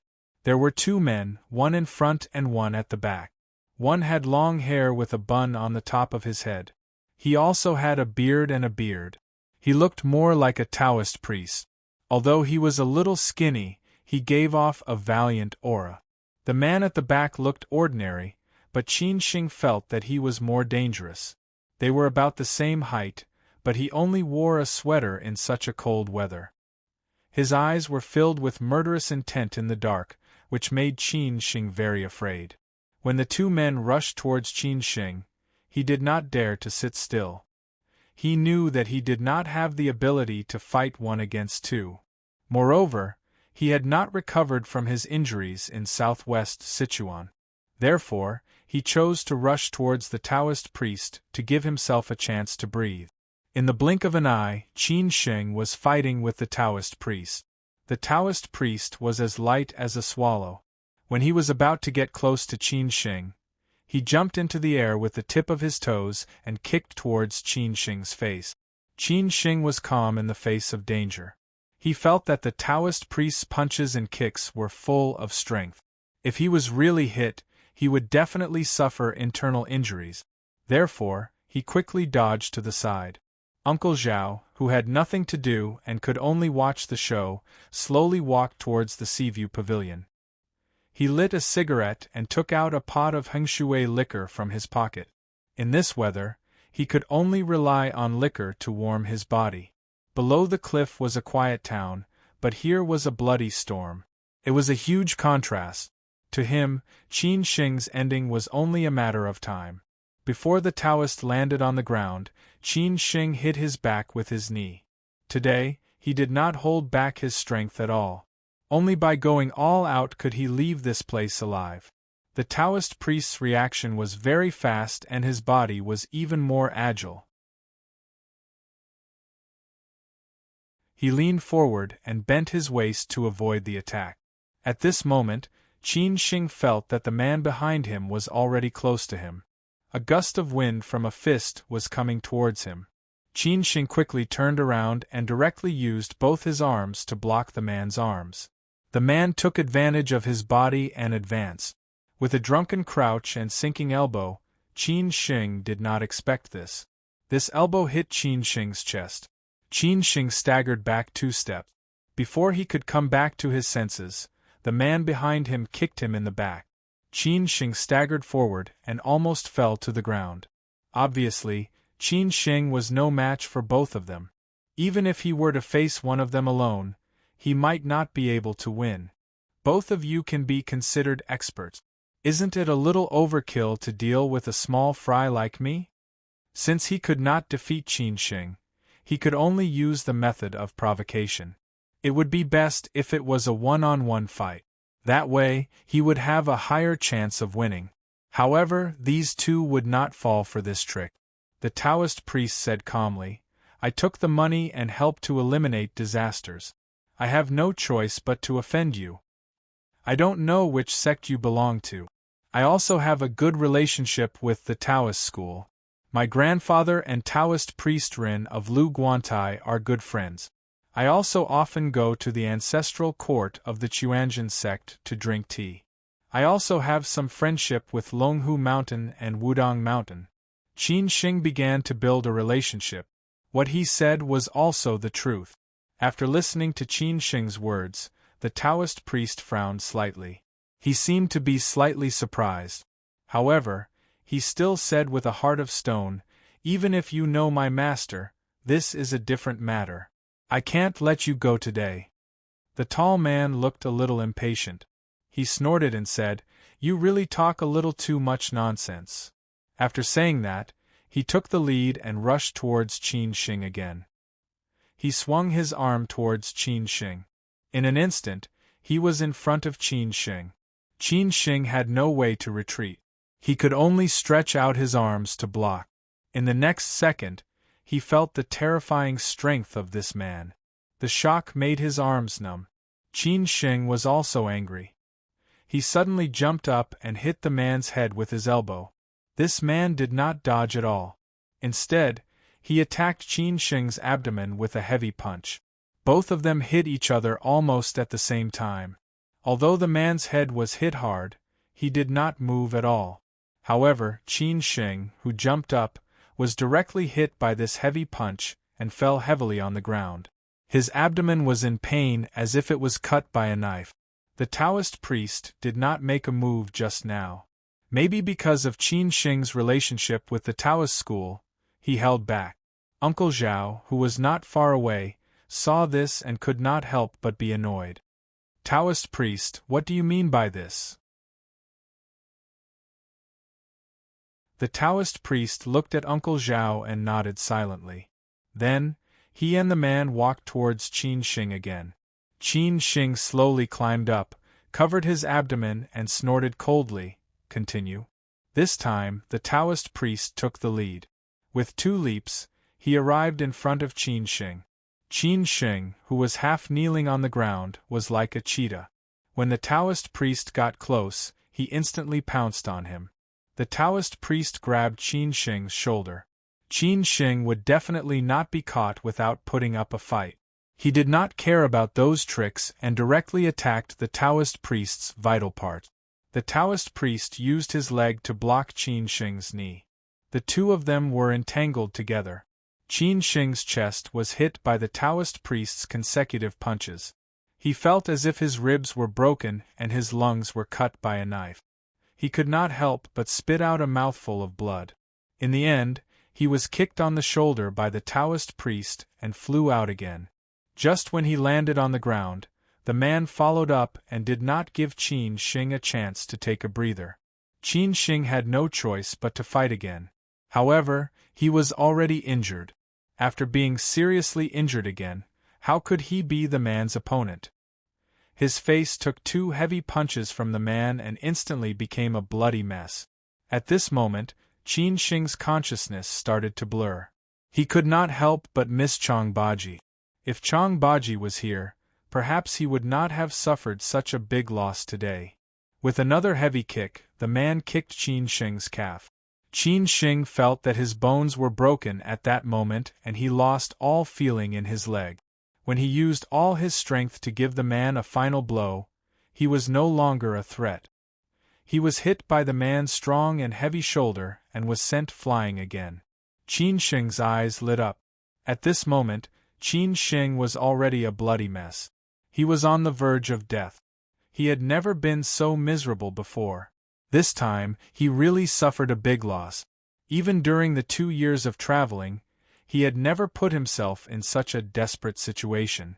Qin Shing did not know how to evaluate what he had done during this period of time.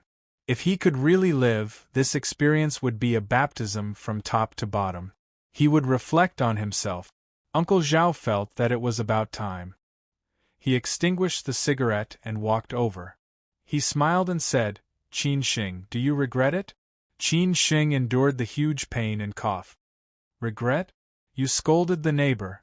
The smile on Uncle Zhao's face disappeared instantly. He snorted and said, "You really don't know what's good for you. I originally wanted to let you suffer less. Look at you now. You won't cry until you see the coffin. Tell Yan Chaozong that even if I die, Lin Su will never choose him. At least in this round, Yan Chaozong will never win against me." "Ha!" Qin Shing laughed presumptuously. However, after 2 laughs, he coughed up a mouthful of blood. It looked really terrifying. Qin Shing tried to get up with difficulty. He struggled a few times but failed.